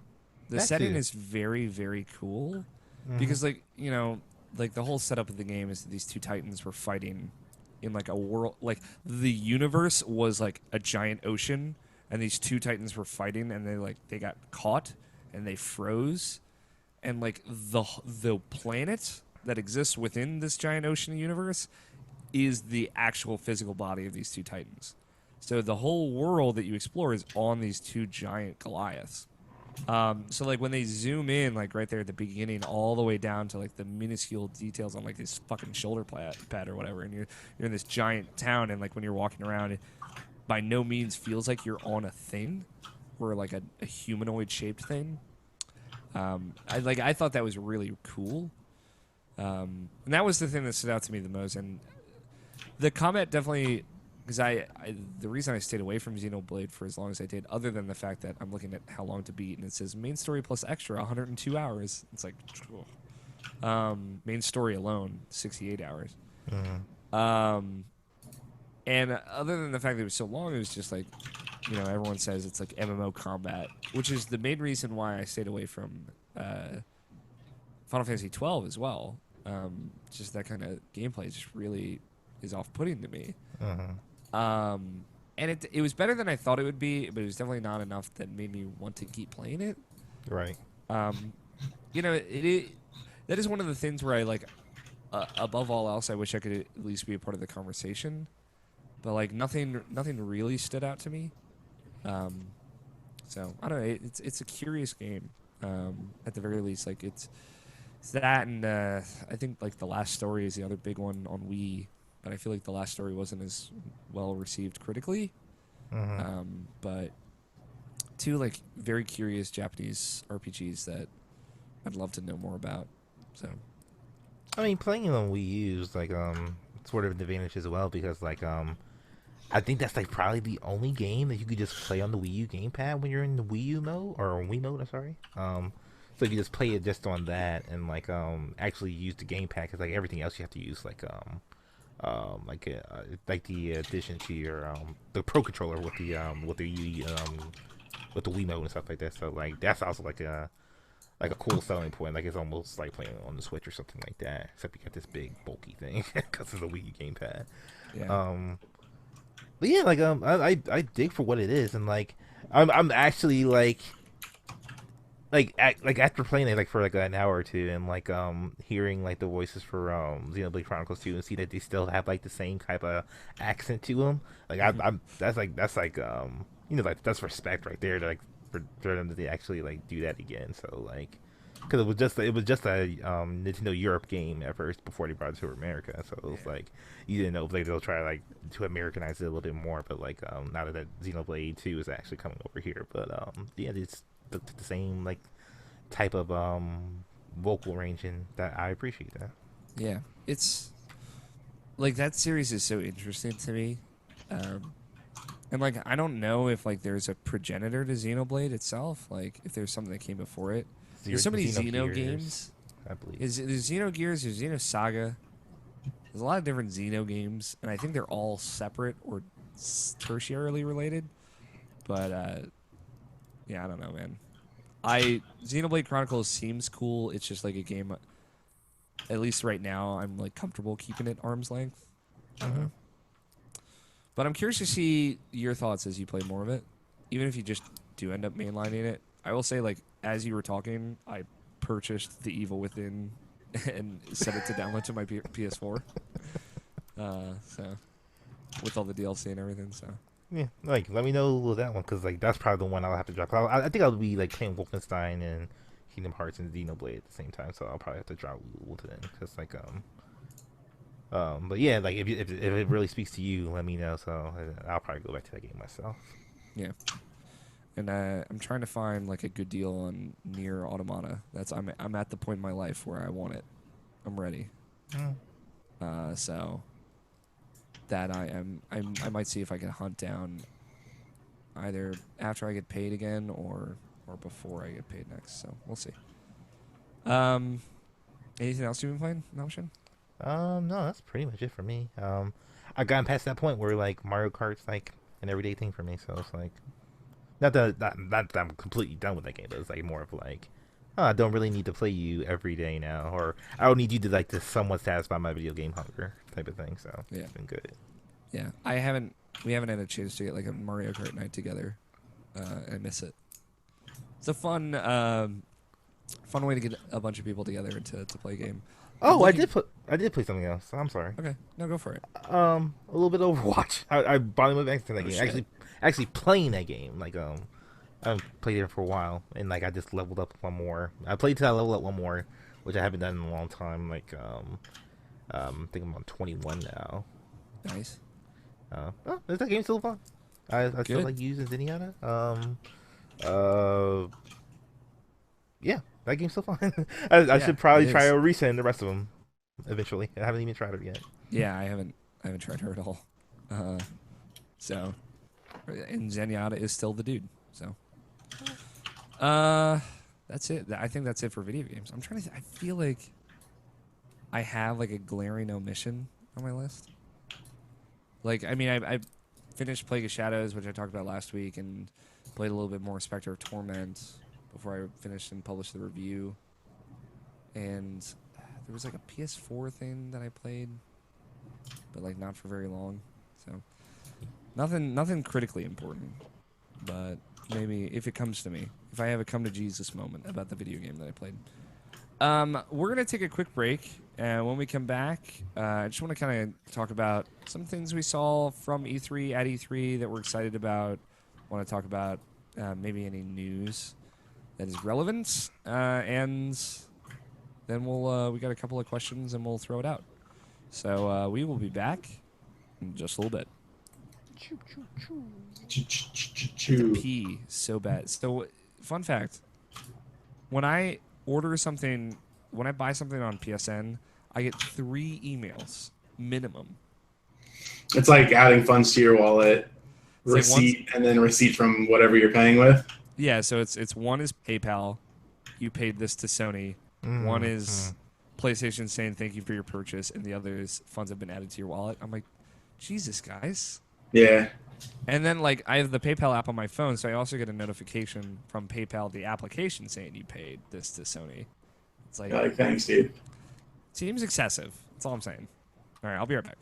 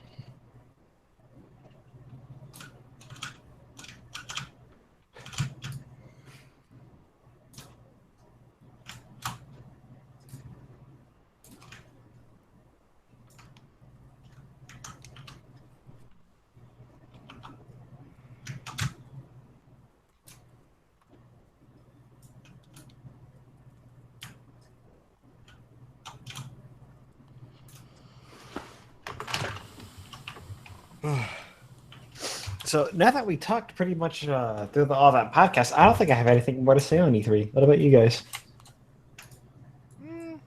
Not too much, no. Like I got some, like I've seen, I've heard more impressions about some of the games I'm looking forward to, but like other than that, like there's nothing really too much to add to it. So, short show. Mm-hmm.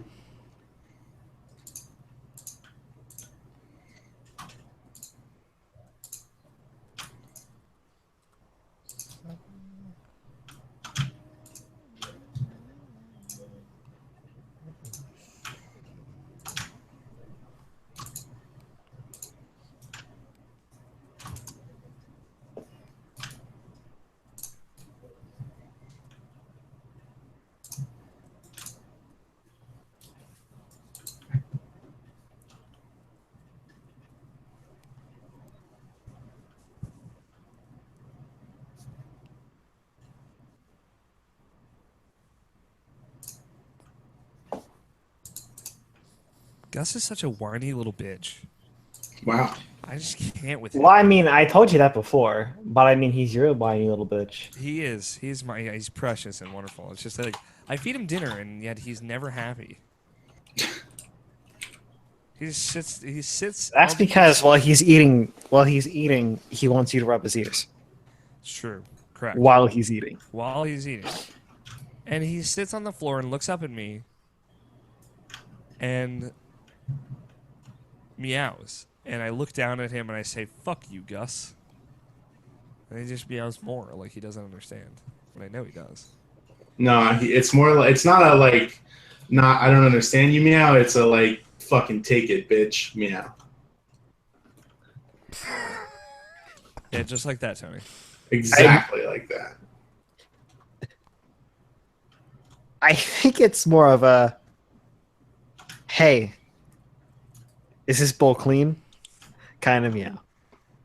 No, Gus the kind of cat don't give a fuck. And then the bowl isn't clean. It's full of food still. And I pick him up. Dirty food. And I put him on the table and I'm like, eat this. And he's eating off the table because fucking ants will get in his food. Well, the ants are gone now, but I don't want to risk it.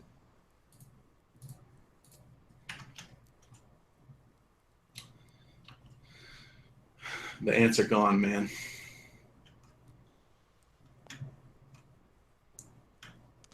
The ants were always here the whole time, man. Right. Yeah. I have a request. Okay. Like next week, I wanted to like do like a like a half a year review. Like just sure. That's what I call it, man. It's been a thing. But like I won't be here next week, so I just just like I don't know if we have too much to add on E3, but I just wanted to get out my piece about like some stuff about it, the stuff I liked this year. I mean, you can hold on to it. We'll do it. Power on. We'll do it the week after. Power on. If you want to, sure. I know. Let's do it. We'll save it. Okay. Yeah. I'll save myself for you. Baby. BB.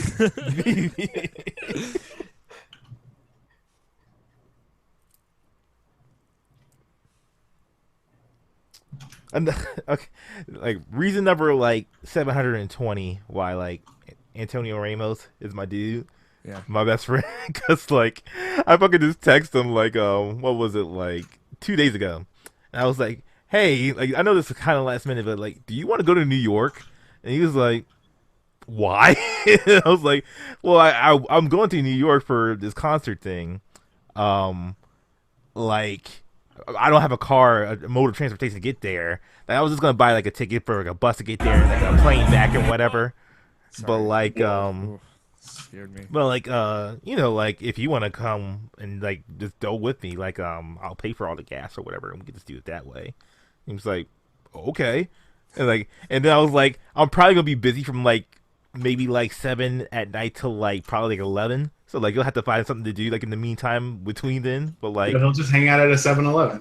like if you want, like if you just want to like chill by yourself for like a few hours, like you know, because I'll be at a concert the entire time.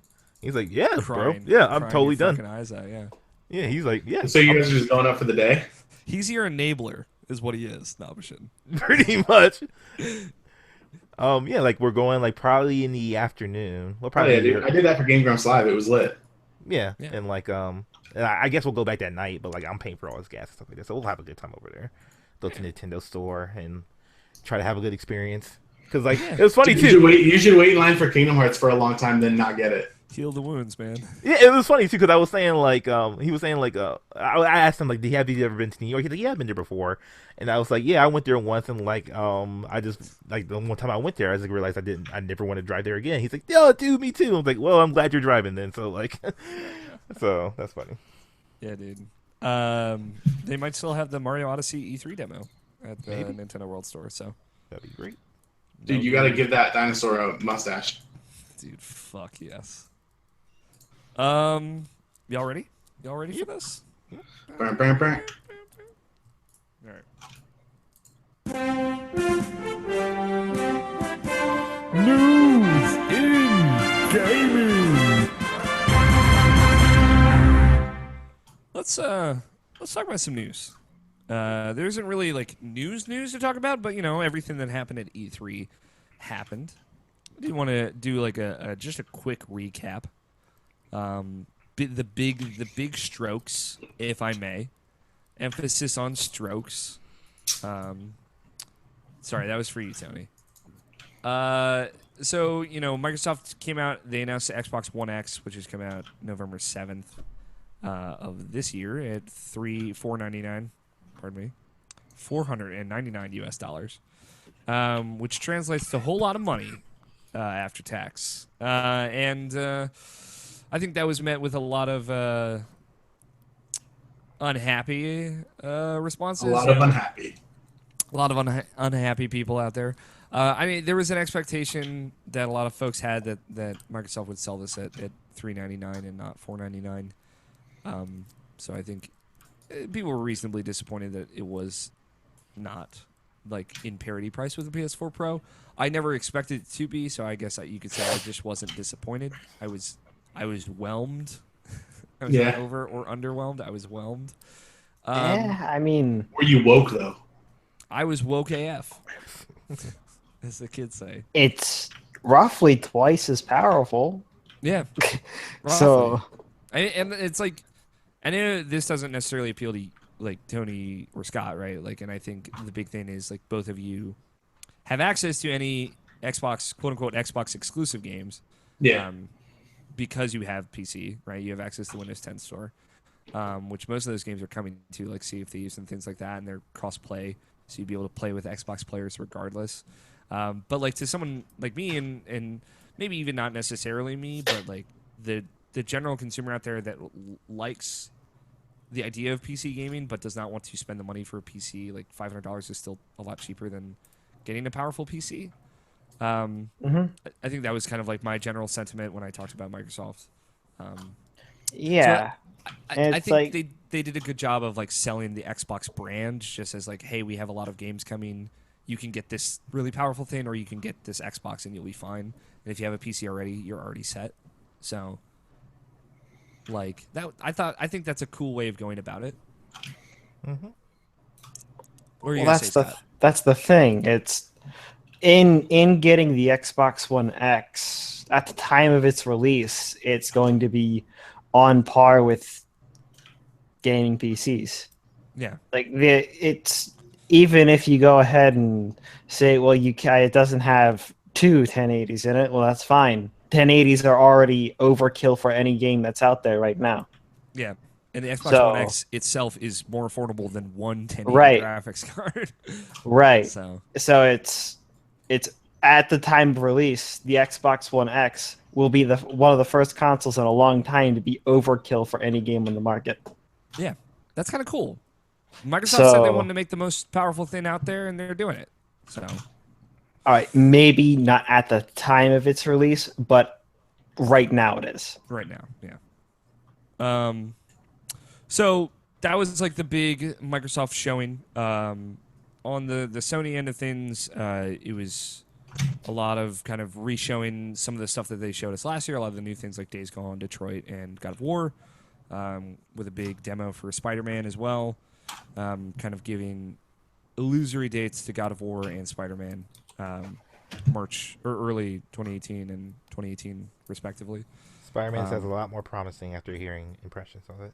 Yeah, I haven't heard any impressions, but seeing that it made like game of show for a lot of people, I imagine that what we saw was not indicative of the entire product, which is exciting. It totally is. Do you have anything that you can share in that regard? Like any paraphrasing that you could share an option for that? Oh, just more of like they're aware that like of the quick time events, but like obviously it was more of like, it was a set piece moment. They have to like kind of like they were mostly trying to show that that game was playable, more or less. You know what I'm trying to say?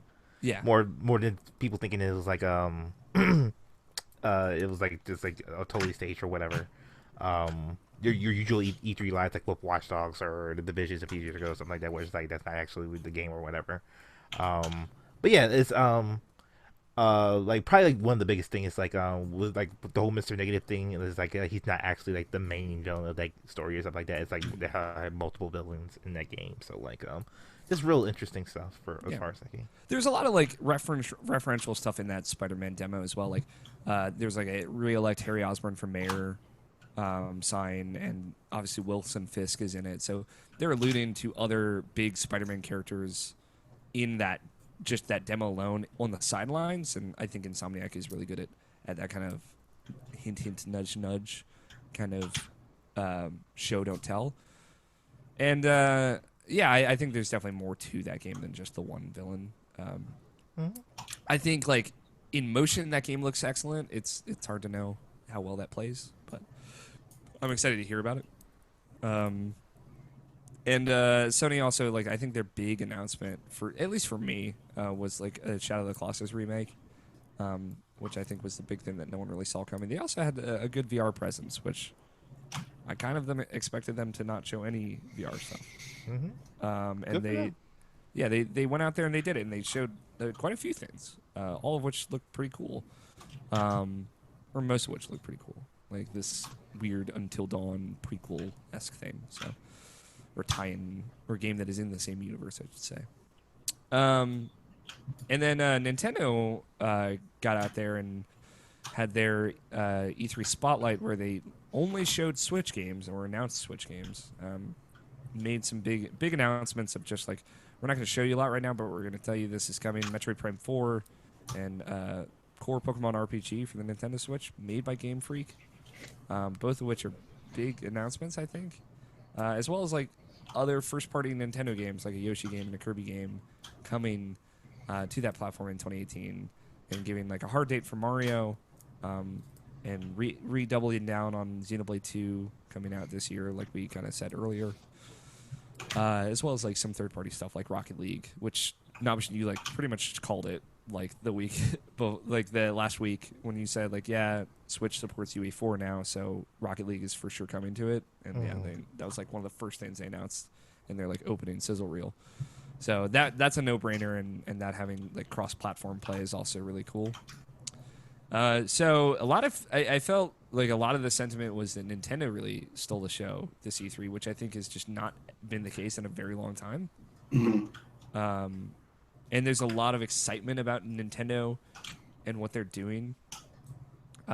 Always like 2 steps forward, 3 steps back when they say like the Switch is not the successor to the Nintendo 3DS. It's like, what are you doing? Just roll with it at this point. But they're always like out there maybe saying a little bit too much or too little. But overall, like, and I wrote a big editorial, like I said, kind of at the top of the show, that hopefully I'll post that out. What you didn't see at each press conference, I think, is just as important as what you did see. For example, at Nintendo, you didn't see anything 3DS in their spotlight, even though they have new 3DS games coming out this year. They didn't show any of the in their main showing because they just showed Switch games, which I think is good for what they're trying to do, and they're trying to keep that momentum going. It's smart. It's the right move to do. At Sony, like, even if we did see a lot of stuff that is still vague as far as when it's releasing, like we didn't see Death Stranding or Last of Us Part 2, which are games that we know aren't coming anytime soon. So I think that maybe shows a little bit more restraint than they had last year. When, if you think about it, in 2016, Sony showed a lot of games that wouldn't be coming out until 2018 at the earliest. So this year, when they're like focusing more on the next year as opposed to the next 2 years, I think they're focusing in on what they have better. And with Microsoft, we didn't see anything about VR, which was probably a better move. I know some people are frustrated about that, but like, imagine, hey, we're going to announce this $500 console, and then we're going to tell you that you can spend another $700 on a headset that will work with it. I think that doesn't look good. But that doesn't necessarily mean they're out of that. But I think they made the right call by like just not talking about it. So things like that I noticed a lot more this year. I think overall no one had like a bad showing. I think there are things that could have been done better or said better, but everything was enjoyable. It was a fun show for just about everyone all around. So that's cool. Even Scott had a good time this year. Yeah. Which is like, when Scott has a good time, the world must be ending. But I know. Just teasing. I wanted to kind of go around and kind of gauge where everyone's at, what they're most excited about, maybe a couple of things that they're looking forward to after E3 that are still coming out this year. And that can be based on stuff that you've heard since the press conferences ended on Tuesday, or, just from the shows themselves.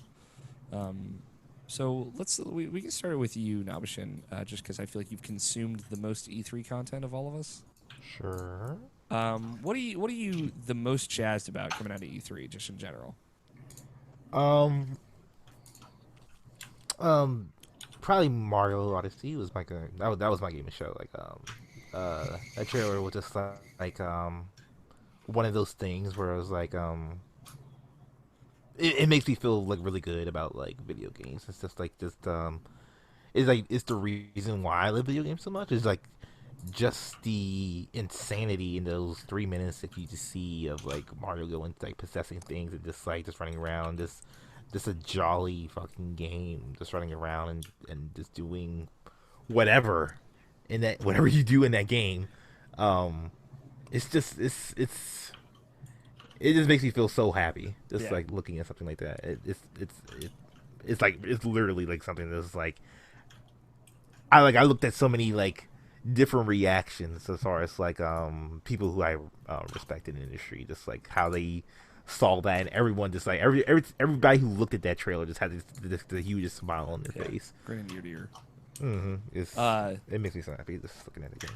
That game, like, even more like that trailer just like completely changes your perspective on that game, like on what you already thought that game was, in such a brilliant way. Just like with that, because like Nintendo had to know they were doing like that kind of Monster Hunter bait and switch at the beginning, and it's such a good twist as you start off in like this like really detailed grassy knoll, and then it just shifts completely into insanity. Just immediate, and then there's like live jazz music with singing happening, and you're like, what is going on? It's some of the most exciting 3 minutes I've had all year. And it's a great trailer. It's phenomenal. Apparently it's got like over 44 million views on YouTube now, which is like a lot of views. It's like the highest Mario trailer views in a long time. Like New Super Mario World 3D World was like 4 million for comparison's sake. But it's also like I did a pre E3 show with a friend of the show, Andrew Taylor, on his podcast called Private Chat. And I like essentially outlined before E3 happened, like, hey, this is what I want Mario Odyssey to be. Like, I want it to be, these big hub worlds where you're never booted out of the hub world. You just kind of go and you do little things and you get the star equivalent in that game. And it's kind of like more the Rare style game where you're just collecting things in each hub world and then progressing to the next world. And that's totally what that game is. And I could not be more excited for it. Like, it is just enough of like the Banjo-Kazooie-esque Rare formula mixed with just the absurd polished wonder of a Mario game. and kind of like the detail and density that comes with those kinds of hub worlds, that it's pushing all my buttons. So yeah, that's just, man, if the idea of like that Mario game and the Zelda game that came out this year coming out in the same year, let alone like within like 7 months of each other, is just madness to me. And there's never been a better time to be playing video games. What else? No, like in the more immediate horizon, what are you looking forward to? The more immediate.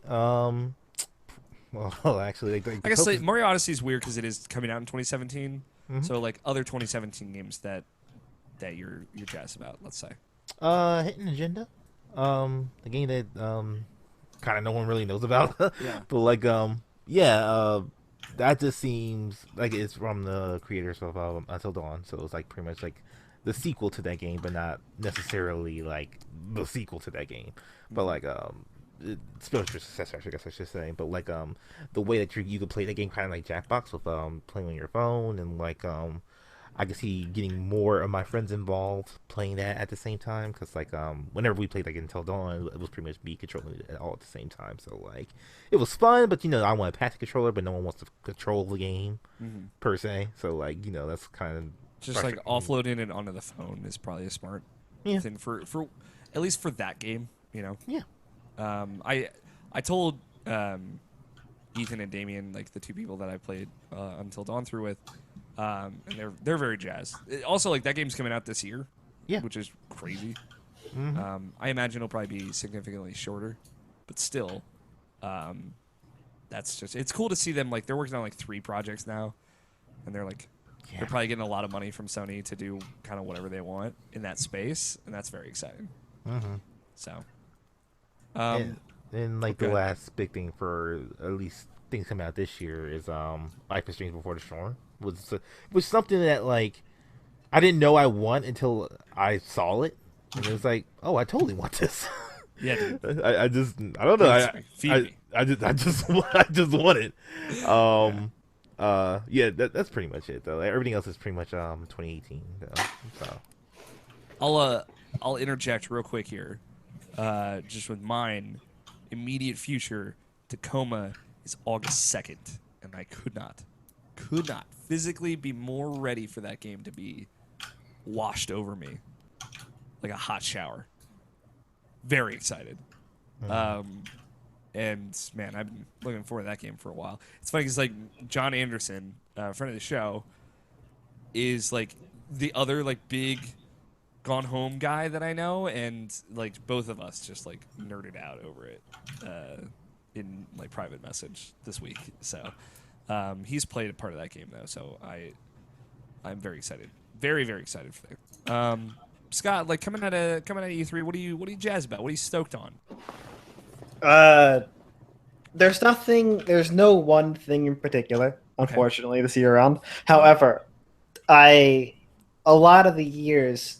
No, sorry, but that is the case for most years. What's great about this year is that there was no press conference that was particularly hard to watch. Yeah, a lot of E3s carry themselves on. So in the past, a lot of E3s carry themselves sheerly on what they were releasing, sheerly on the kind of games that were coming out. Yeah, and the presentation meant nothing to them. Yeah. Or at the very least, that's the vibe that we got. Yeah. So even it was very hard to enjoy yourself to sit through a conference when they were announcing game after game for Wonderbook. Never forget. And you just couldn't give a shit about any of it. Yeah. So it was like honestly, I think it's safe to say that Sony's press conference last year really did set the tempo for how everyone was going to go about things this year. Like it really felt like that. Whether or not, like, you know, for example, like Microsoft's show was very much like Sony 2016. There was just moments where I was like, fuck, man, I can't breathe right now. Where it's just nonstop. And it was like in a good way. I think it was there's more variety to what they had to show personally. That and like there's just the sheer quantity. Like Sony showed like 10 games last year, where Microsoft showed like 40. So, but yeah, like I agree. There's nothing that was hard to watch. There was no like moment that went down in history at this year's E3. There's no Mr. Caffeine, Giant Enemy Crab, or Wonder Book moment that's like, well, that's what we're gonna remember E3 2017 for. There's none of that. It was just like, Yeah, instead it's gonna be Mario Odyssey or the Spider-Man game. yeah, exactly. It's like, Or the Finally. amazing voice actors during Anthem. fuck yeah, those amazing like fake people. I love fake game actors. They're so funny. It was such a Ubisoft move from EA too. I thought it was less overwhelming in that demo. Also, like Ubisoft didn't have like a big co-op shooter to show this year, so like there was no Ubisoft fake gamer talk moment. There has been for like 3 years in a row now, but there was none this year. I don't know if I'm disappointed. Who knows? Who knows? Do you have anything in the immediate future coming out of this that you're looking forward to, though, Scott? Any 2017 gems? Well, I named two: Mario Yeah, Odyssey and the Mario Odyssey. Spider-Man game. Spider-Man 2018, but, you know, someday. Nino Kuni Yeah, 2. someday. What? Nino Kuni 2. Yeah, it has a date now. Was it November 17th? 7. 7th? Oh, good. It's before Extra Life. Fuck yeah. I probably won't play it at all during that. Yeah, Metroid. probably not. Yeah. Man, I'm so excited. You can't look forward to that yet. Yeah. True. That's like the Kingdom Hearts announcement that Alex got. I'm in Metro on 3DS. Oh, Metroid on 360. That's November or September 29th, I believe. Oh, okay. So that's cool. We'll get to my games in a bit, but yeah, I'm jazzed about that.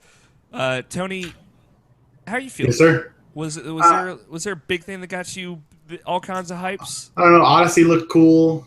Destiny 2 is cool. Yeah, Anthem looked kind of neat. yeah. I wasn't super into it at first, and then you could fly with a jetpack, and I was like, all right. Yeah, fuck yeah, you could. Let me see. Knack 2. Knack Holy 2. fuck. This time we're Knack serious. I don't know. Legit though, there's been good buzz about that game. Yeah, Oh, yeah. Trevor Starkey played it, and he said, "Hey, this game, I think it's more Knack." That was what he said to me. Which, I mean, I don't know if that's better or worse than less Knack. There are two Knacks, two Knacks, too furious, and I'm gonna play through that whole game with Frank Bazzani. So, live on the internet too. I've committed to that. I'm not backing down. It is $40. That's a good get for that game, and it's coming out in September, so it has like a firm date now too. Same day as Destiny. And Destiny. No, same day as Destiny, I think. Oh shit, yeah, it is like September 6th. Well, fuck Knack 2. Dude, the game's gonna be lit. What 2017 games are you looking forward to outside of Knack 2 and Destiny 2? Oh, fuck, man. I don't even know what comes out this year. Okay, just checking in on you. Monster Hunter, dude. Let's go. Monhun, Double Cross, Throw Up Black Your Asses, Desert.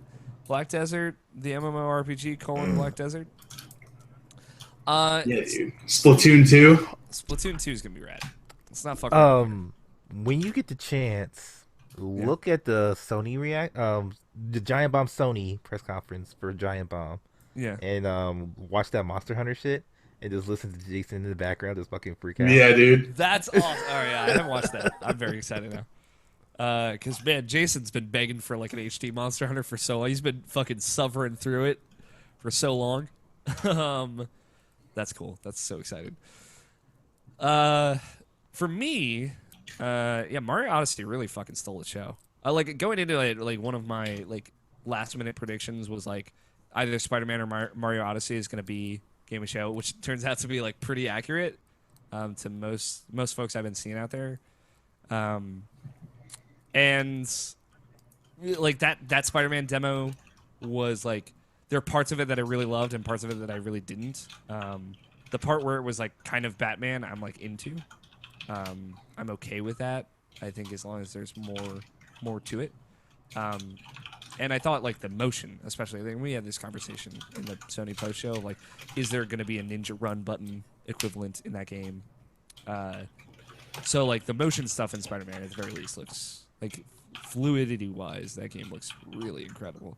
But yeah, Mario Odyssey, I remember like going into Super Mario 3D World, I wasn't like really hyped for it, but when I played it, I like was super in love with it. But like for me, Mario Odyssey is really like, I'm excited before I've gotten the chance to play it. Like I've not gone into a Mario game with like high intensity excitement like this in a while. But again, like them leaning into that kind of different formula of like, we're gonna have hub worlds that you're gonna explore and just find shit in, and you'll do boss fights and you'll get bigger collectible shit from those big set piece moments. But for the most part, you're just kind of running around solving like little puzzles and quests and stuff like that. And like, you know, there's like costume changes and stuff like that. Getting their Triforce heroes on. It's just like everything about that game is jolly and just makes me feel good on the inside. But yeah, like for me, like the two like stealthily most anticipated games now for me are like Ori and the Will of the Wisps, which I cannot tell folks enough how excited I am for that. I don't think that's this year though.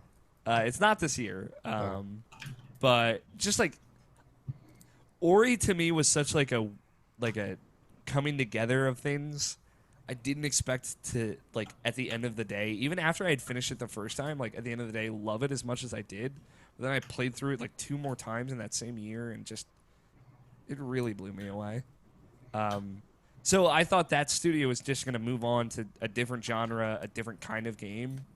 But just seeing them doing another Ori game and knowing that I can look forward to another game like that, even if it plays differently or there's different mechanics built around it, like, that's just so exciting for me.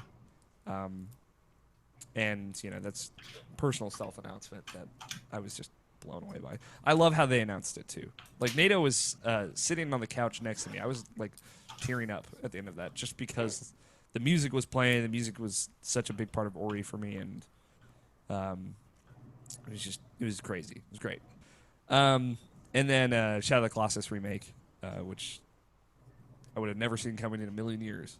Save for, like, you know, the trademark was filed that day, but I didn't know about that going in there. So, yeah. Whether or not that turns out to be, you know, additional content, which it sounds like it's not, but, you know, they're updating the controls. They're doing right by that game. Are they? They said they're adding new controls into it, and they are keeping an option for the original controls as well. Okay. That is the official word from Shuhei Yoshida himself. I'm pretty sure you're still going to use triangle to jump in that game. You're probably still going to use triangle to jump, but hopefully, like, maybe like the tightness, they'll tighten them up. They might like reconfigure the controls just in general, but I know that there is new and the original option, kind of like the Resident Evil 1 remaster. I think that's the idea I got off of that. So it probably won't be drastically different, but Bluepoint's doing it, and they're very good at doing remasters. So them doing a full remake is cool. And I know, like, there's hesitancy about, like, yeah, well, that game came out on PS3, but I don't care, man. Whatever. Like, I love that game so much. That game's probably garbage. Yeah. If you never play, it's fine. That's just my feelings. Yeah, it's not a big deal. This year, though, like, man, like, just... Let me know when you played this war of mine. Yeah, probably when I'm dead. This year is, like, stealthily just... I was like, man, we got through the hard part. Now all I got to do is survive until Destiny 2 and Mario come out. But then it's like, no, Tacoma's coming out in August. Life is Strange is coming out in August. Then Metroid 2 Remake's coming out in September. Danganronpa V3 is coming out in September. Destiny 2 is coming out in September. Knack 2 is coming out in September. My most anticipated.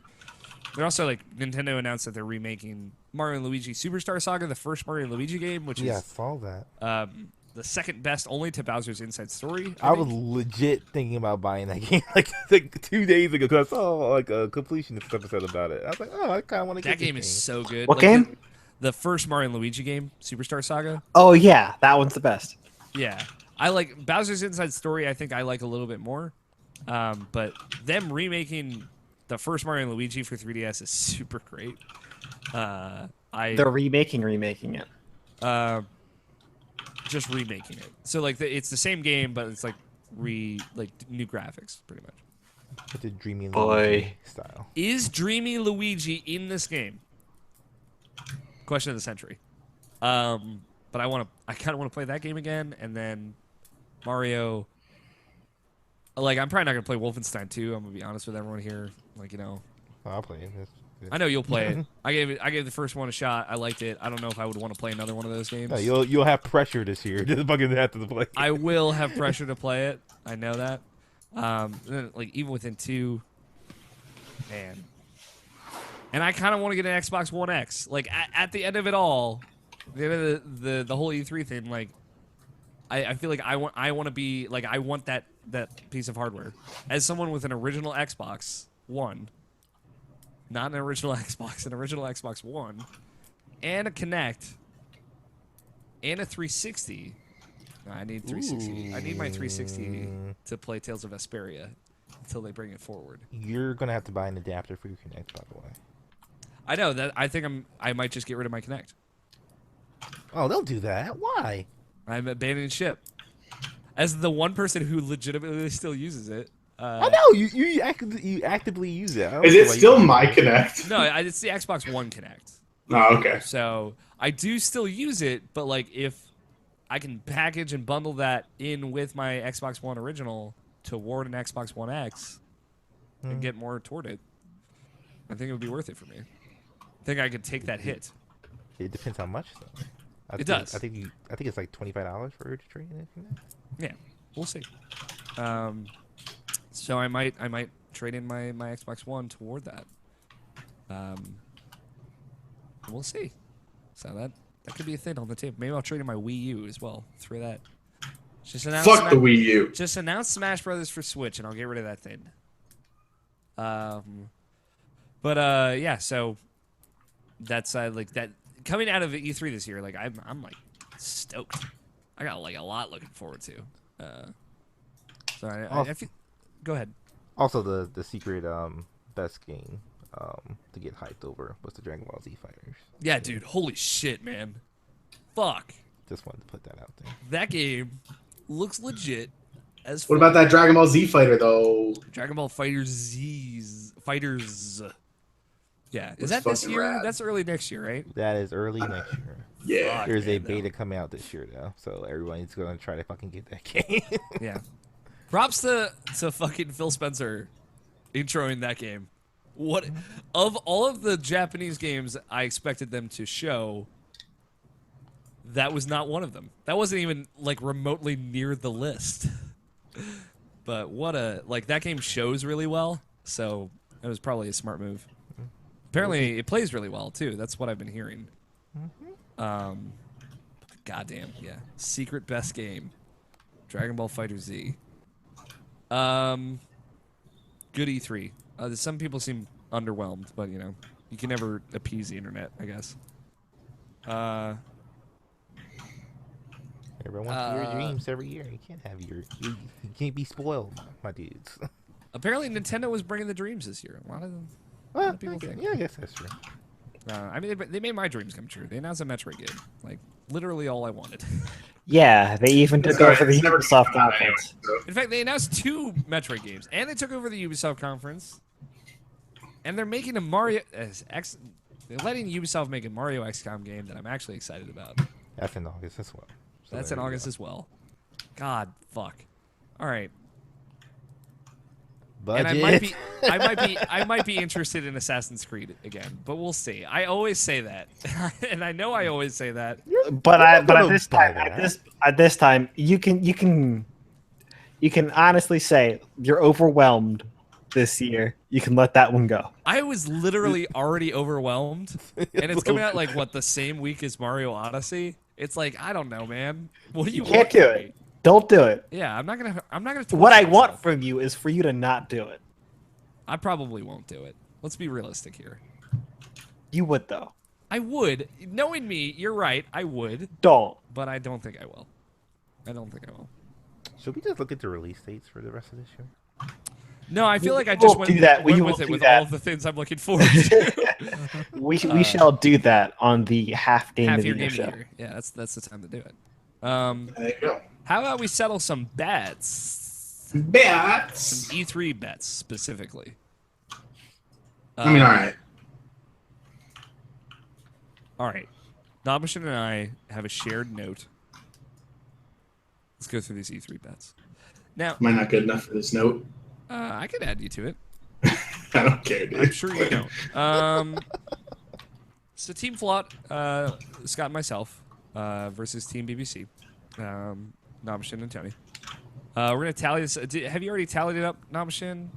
No, I didn't count it. All I just put down was the amount of stuff. All right. You wanna tally it while we go through these? Or while I'll go through them, and then you can just make sure to just keep track. So we have 4 categories of bets. The first category is regular bets. How many Marvel superheroes will appear across all press conferences? Now, Nabishin did write down all of the Marvel superheroes, so let's go through these. I think it was outside of Spider-Man, it was just the Ultimate Marvel vs. Capcom, or what's it? Marvel vs. Capcom Infinite. It was just that and Spider-Man, and it was way more than I anticipated. So just to go through the bets real quick, I said 6. Tony said 0. Scott said 2, and Nabishin said 10. So Thor, Captain Marvel, Captain America, Iron Man, Spider-Man, Rocket Raccoon, Doctor Strange, Nova, Hawkeye, Gamora, Black Panther, Hulk, and Spider-Man. Oh, you have Spider-Man here. So that's 12. Nabishin was 2 off, which gets Nabishin a point. For Man, TBC. I was pretty close. Not even on the board, Tony. How many times will the phrase "and you're gonna love it" be said? I said 3. Tony said 16. Scott said 0. Nabishin said 1. Correct answer was 0. Scott. That's the one I said 0 for. Yeah. Nice. On the board. Good call, Scott.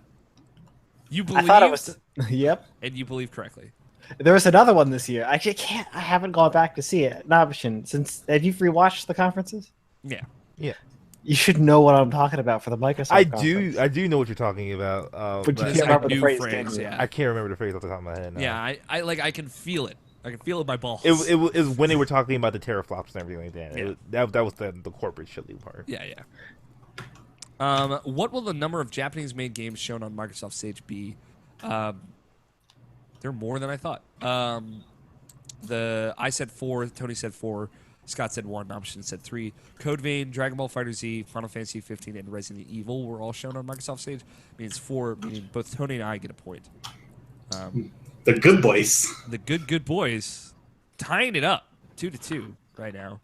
How many puns will be made during Nintendo's E3 showcase? I hope it was as many as I said.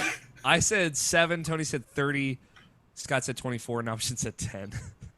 It was 0, which is, looking back, we should have included visual puns. The store came out of nowhere. But I said 7. I was the closest. So that is a point from moi. How many games will Sony show that have a release date or window? Year alone does not count. Games shown with an early release date. I said 4. Tony said 2. Scott said 2. And Nabishin said 5. Fucking edging me out like some bullshit. So, Nabishin, you wrote down the dates here as well. Monster Hunter Worlds, which was said early 2018. Marvel vs. Capcom Infinite, September 19th. Call of Duty World War II, which is November 3rd. Final Fantasy 15, Monsters of the Deep, September 2017. God of War, early 2018. And Destiny 2, September 6th. With 6 total, just barely edging me out, getting Nabishin the point. I'm still so fucking pissed about this one. How many animals will be murdered in the Far Cry 5 demo? I said 27. You think he's going on a fucking rampage? I really thought there would be like a nuclear bomb dropped on fucking a farm full of cows or something. I don't even know. Tony said 6, Scott said 8, Nabishin said 3. The correct answer was 0, but man, was a cow very close to getting murdered. That would have still only been 1. Yeah, it still would have only been 1, so Nabishin still gets the point. Double down on Nate. Yeah. These are worth 2 points, right? We asked Nate, what will the cost of the Xbox Scorpio be? Now we know it's Xbox One X. It is $499. Nate said $449.99. We were asked to say, is that too high or too low? I said too low. Tony said too high. Scott said too high. Nabishin said too low. So there's 2 points for Nabishin and myself. There was no way for that bet to matter. Well, because we could have all said too high. Right, but the way that we bet, no matter what the actual answer was, nothing changed. Well, I mean, like, in this case, yes, it could have played out differently. Yeah. Team bets. Now, these are each worth 2 points. So Scott and Tony were each asked a question, not knowing whose team they'd be answering for. So essentially, if, for example, I asked, so if Scott was on my team and he got the question right, or got the bet right, Scott and I's team would get 2 points. All right, now remember. Yeah. You're not revealing whose question went where. Well, I mean, we're gonna reveal it now. Absolutely. No, don't do it. I want to know. Don't do it. Fuck you, Scott. Well, I have fuck to. you. So No, you tally don't. it up. You don't. No, you don't. I want to know. You can tally it up in the Scott, background. if you want, you can just take your headphones off, sir. Fuck you. So, You're gonna be a poor sport. I'm gonna be a poor sport. So my bet for Scott was, will Sony reveal Bloodborne 2? Scott said no. He was correct, to my surprise. Man. So that's 2 points for me. Nabishin's bet was, will a new Metroid game be shown? Scott said no. He was wrong. So that's a point for Nabishin. 2 points for Nabishin. Wouldn't that be? That's Nabishin's question. Yeah. So you're part of my team though. Yeah. So if you got it wrong, then what's it? If you got it wrong, then Nabishin would get the point. If you got it right, I would get the point. So like essentially, like Scott, you're betting for our team, but you don't know which question is going where. And Tony, you were betting for Nabishin's team, but you didn't know which question was going where. So Tony bet for Tony's bets, it was, will a card-based game be shown during a conference? Tony said emphatically yes. That was my bet for Tony. So that got me 2 points. Okay, so the way that you're doing this, it doesn't.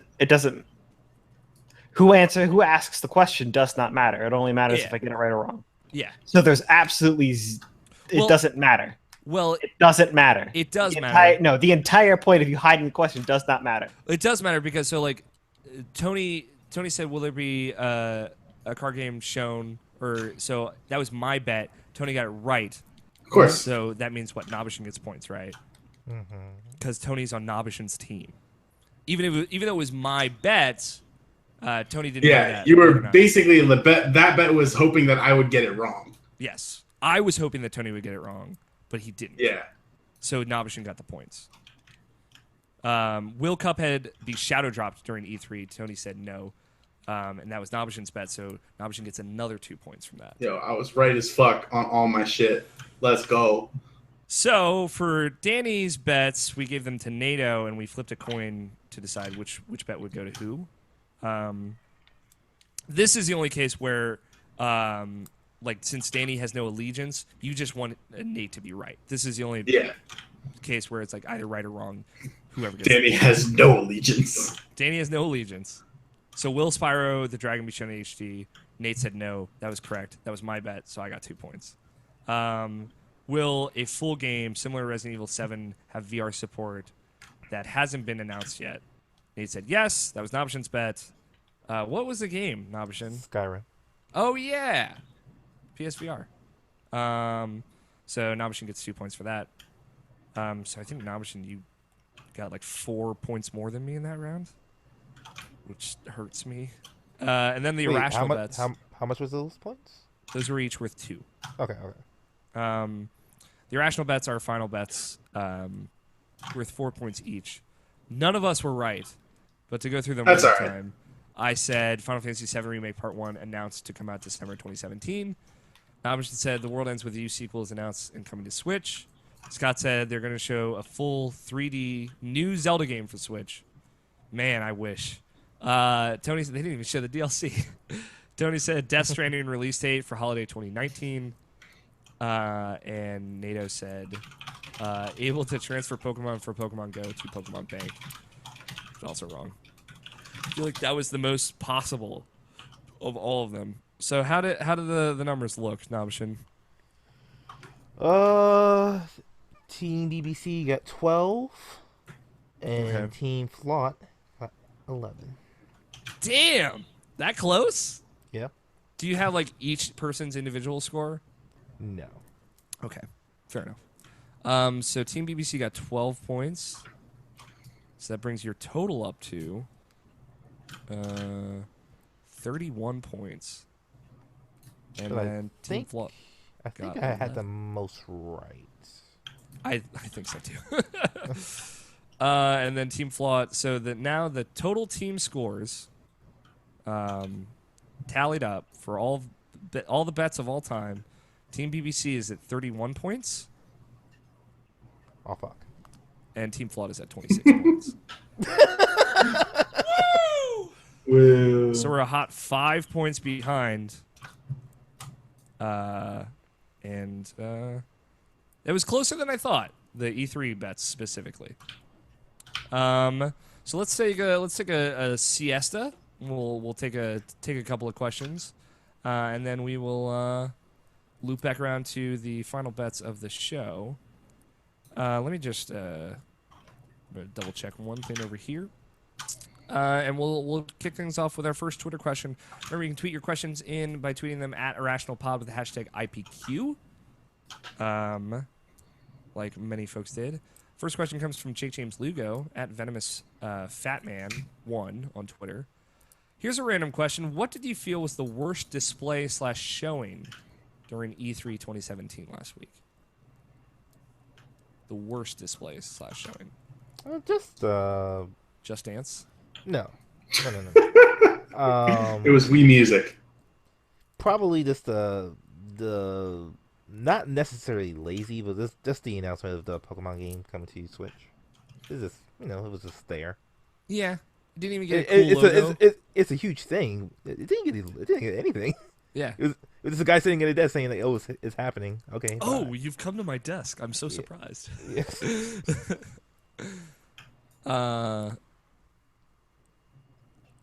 Okay. Sorry, I spaced out. I was trying to check the mail sack. I think that's good. That's a good one. I don't know. The Crew 2. The Crew 2. The Crew 2 had a pretty good trailer, though. I liked the guy, like, driving all the things, the trailer. I enjoyed that. And the guy's like, I'm going to be the best at everything. The Ugly Link in Skyrim. Ugly Link in Skyrim is probably the best, actually. the worst, man. Dude, like, this weird, like, fully grown man just looking terrible. Like, he looked awful. Like, he had, like, been drinking way too much. He's, like, wearing, like, the tight-fitting, like, Breath of the Wild shirt, hero's tunic, and it's, like, way just constricted on his body, and his neck was bulging out of that shirt. Yeah, it was awful. I loved it. Good God, did I love it. But, yeah, that was probably the worst one. What about you, Tony? Worst one. Fucking EA. I just didn't care about anything. Okay. A Way Out? Why didn't you? No. Way Out, the cool co-op game that you and Scott are going to play and be buds together through? I think so. Well, that's not gonna happen. We never even played Brothers, so Yeah, I mean, that's a harder game to play with No, another it's not. person. He grabs one side of the controller, I grab the other. It makes the game much easier to play. All right, fair enough. I have a lot of practice grabbing one side of a controller, if you know what I mean. Also grabbing one side of a Scott, Yeah. and I do know what you mean. Yeah, I'm not that thick. it is. What about you, Scott? Do you have one? This is bad stuff. Yeah, like worst reveal / showing. The goddamn game with that had the shoutcaster in it. Oh yeah, that was The stupid. Darwin, The Project? Yeah, dog. It came out of nowhere, and Yeah. I hate That is correction. That is the only pretty cringy moment. Because that dude comes out at like 11 out of literally nowhere. He's just there, fucking shouting, and you're like, Dude, whoa! he's got to earn his paycheck, all right? He does, and he looks like Brian Posehn, and you're like, what the fuck is happening? Like, he shouldn't have been on stage. He should have been shouting for all of 3 seconds and then faded out. Yeah, And then it would have been perfect. it would have been It would have actually been 10 times better. And then the Darwin Project, like, I like the idea of like a hero-based, like, Hunger Games game, but man, that was just such a, like, they didn't set up what that game was well enough, and then there was just an adult man screaming on stage. It was a lot. It was so much to take in. Yeah, that's a good pull, Scott. Too much. NATO Johnston, my sweet, sweet Australian prince at NATO J18, says, what was your big E3 surprises, positive or negative? Mine was original Xbox backwards compatibility, Anthem looking amazing, and Mario XCOM. I mean, yeah, outside of like Shadow of the Colossus and Ori, like seeing Mario and Rabbids Kingdom Battle and like being really excited about it was, I could not have seen that coming. Yeah, I still think that game's going to be garbage. All right, I mean, you can think that. It's fine. I'm a believer. I'm on top. I'm on board. I think the Rabbids thing is fucking stupid, so there was no way you were selling me on that game anyway. Fair enough. I'm not a huge Rabbids / Minions guy. They are the same. I refuse to acknowledge any otherwise. But just one have ears, the other don't. One have ears, the other has singular eyes. Some of them. But I was taken aback at how deep a game that looked on the outside. What about you, Noption? Positive or negative? Mostly just positive stuff. All the stuff has been positive about E3 this year. But like definitely Dragon Ball Z Fighters and Beyond Good and Evil 2. Yeah, dude, that game was dope. On this podcast, I gave up on that game. I said on this podcast, I don't think that game is ever going to happen. I mean, that's the only thing can happen now is when you just give up on them. It'll just exactly happen like 2 years later. Except for yeah, Mega now Man. it's now Legitimately it's killed Mega Man. Sorry about that. You have to give up on it harder. I'm trying. I played Mega Man X, or like whatever the fucking game is called. And I'm like, you went way too far. Mega Man's real good. I don't know what I've been missing out on, and now like it's over. It's for sure over. It like the joke looped back in on itself to the point where I like a Mega Man, like a legitimate Mega Man game now, and not that Mega Man Legends is illegitimate. It's just different. Tony? Yes? Best or worst surprise? Fuck. I guess the HD Monster Hunter. Yeah.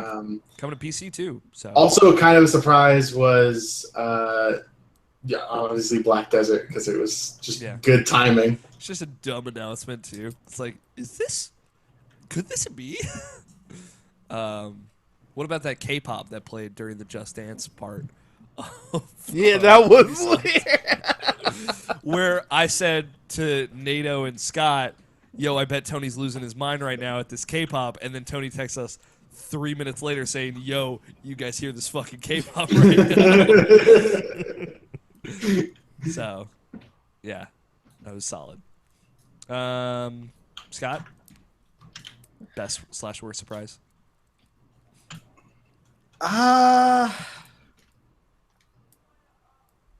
I'm gonna say the Pokemon RPG actually coming to the Switch. Yeah, because the Game Freak, I want to say 2-3 months earlier, was saying they're sticking to their guns on the main Pokemon games only going to portable handhelds. Yeah. It was a little longer than 2-3 months ago, but they definitely like straight up just said this franchise will never be on a console, and now it's coming to a console. So fuck you, Game Freak. Yeah, fuck Game Freak. Yeah, no, that is You freak. it's a good surprise. Trevor Starkey at Snarky Starkey says, "So you this is at Danny Juarez in regards to me making the thumbnail for." That segment of Extra Life where we put Amiibo in our mouth. Yeah. Trevor said, so you and Alex going to engulf those squishy new Metroid Amiibo at this year's Extra Life? And he CC'd that in as an IPQ. Answer is yes. Only if you buy it for them. I will buy it. No, I'll make Trevor buy it for me. I'm going to put it in my mouth. That's what I said. Yeah, you're right, Scott. Make Trevor pay up. Put his money where his mouth is. Put his money where my mouth is. Stephen Coffin at Scoffin Steven on Twitter says, "Why didn't Nintendo announce a new custom Robo? Why they no love me? Why they no love thy customs nor thy Robos?" Which is it's a good tweet. He also does use the hashtag custom Robo 2018 maybe. In addition to IPQ, so he had it covered. Why they no announce custom Robo, Scott? Because that was a one-off game. I'm 95% sure. You know, like a single release, never to be done again. Never to be done again. Harsh. You know how Kirby was meant to be? Yeah, now look at us 6 Kirby games deep, and Scott's throwing shade right now. I mean, hey, this next one looks real good. It does look good. 4-player co-op. Jazzed. It was just an accurate comparison. Fair enough. Yeah. Kirby was like a weird Game Boy game that I'm surprised turned into a big franchise. Well, no. He never wanted to make a second one. Oh yeah, because that's Sakurai made that game. Yeah. So you never want to make another Smash Brothers 2. Now that's all he does. Yeah. Correction. There's 5 custom Robo games. Only 2 of them came to the U.S. Oh. So maybe the U.S. is just not cool enough to get custom Robo games. I've only ever seen the one, ever. Yeah, me too. So there's the one for the Wii, right? No, GameCube. GameCube? Okay. They've been on the N64 twice, Game Boy Advance, and the American ones came in GameCube and the Nintendo DS. Okay. There you go. I don't know, Steven. I'm rooting for you, though. Why they no love thy customs nor thy robos? It's a well-composed tweet. I'm favoriting that with the Irrational Passions account. Draft that tweet. Draft that tweet. Nato Johnson, getting greedy, coming in for sloppy seconds over here, says, also, is it possible to get busts of Alex's soft hands, Nobishin's hugs, Tony's cheeky smile, and Scott in a pose saying, now I'm going to tell you why. Just Scott? Scott, like, Nato really loves the Scott's, like, lean in, break it down. Now I'm going to tell you why. He fucking loves it. Dude, who wouldn't? I love it too. But now I'm in a rush for a new one. It's like the same thing, but just a different phrase. Dog, he's putting the pressure on you. He's trying to make you switch it up. It's like this, and you're gonna love it. You need a new, and you're gonna love it. Yeah, I mean, like Microsoft got a new one this year. It's like now they're putting the pressure on me too. Yeah. You'll figure it out, Scott. I believe in you. Please be excited for Scott's new catchphrase. And then Dustin Furman. Got it. Okay. Here's how this really goes down. If you can use that seriously in context, I will be so fucking excited for myself, for this podcast, and for you, all at the same time. Dustin Furman at Dustin Can Fly asked us our last question here. Why does nobody care about Tomba anymore? Because he's got a great gif of Tomba riding a pig butt plant that's farting. Jife. Not gif. PlayStation 1 game. They're two great Tomba games, and maybe the world's just not ready for a third one. But gosh darn it, do I wish they were? Do I wish they were? I don't think that's a proper sentence, but If Tomba was going to make a comeback, he would have been in PlayStation All Stars Battle Royale. true. Parappa was in it. Fuck, man, Spike from Ape Escape was in it. Still waiting on that revitalization. Let's bring back all the PS1 franchises. Make Ape Escape remastered for PS4. Ape Escape 2 was a great game. Fuck the haters. Ape Escape 3, eh. The Ape Escape 2 is legit as fuck.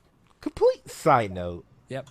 This is some hatery, but whatever. Okay. Because I'm thinking about like Xbox having the original Xbox on their system, and like PS4 can't even play PlayStation 1 games when they were so good about that with And they PS3. totally could. Yeah. Like, is the thing. Like, you could put PS1 games on PS4 store. I hate to break it to you, Sony, but you could fucking do it. They're just literally CDs. Literally. And like you're porting PS2 games to 1080p on PS4, and you don't want to do the work to add trophy support for PS1 games. Like, I feel like that's the only thing holding them back at this point. Okay. It's dumb. I'm with you. Just do it. Just do it. You know, like, PS3 games, it's not going to happen. I believe that at this point. I don't think that will happen. But, like, you're doing PS2 games. And it's weird. Yeah, the issue with PS3 games is that's when they started to get too big. Yeah, that and, like, the cell processor stuff, like, emulating that is going to be a nightmare. Mm-hmm. It's not like 360. Like, you know, it's a good get for Microsoft. It's not like the Xbox One X, which wouldn't give a shit if it was the cell processor. Yeah, or dude, not. it would just brute force it. Yeah, well, kind of. They would still have to emulate it, but it wouldn't have problems doing that. Shouldn't. Yeah. Mm-hmm. Maybe the Xbox One X is going to get PS3 backwards compatibility. That's a dream right there. That's it for our questions. Thank you everyone who tweeted in your questions. I'm glad to know that Dustin Furman out there fighting the good fight for Tomba. Asking the real tough questions. Remember, you can tweet your questions in to the show anytime.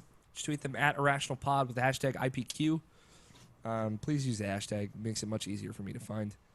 You can also leave us a voicemail. 404-590-1337 is the phone number.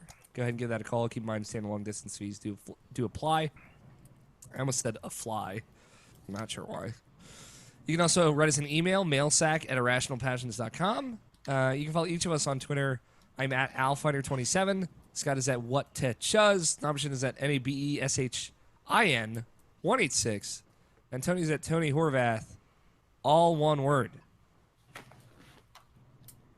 You like that? No. Follow the site. Excuse me. Follow the site on Twitter at IrrationalPod. There's going to be a lot of tweets about Extra Life videos going up this week that you should watch. Just watch like 2 of them. That's all I Breaking ask. news. Oh, Doctor Strange is on Netflix, apparently.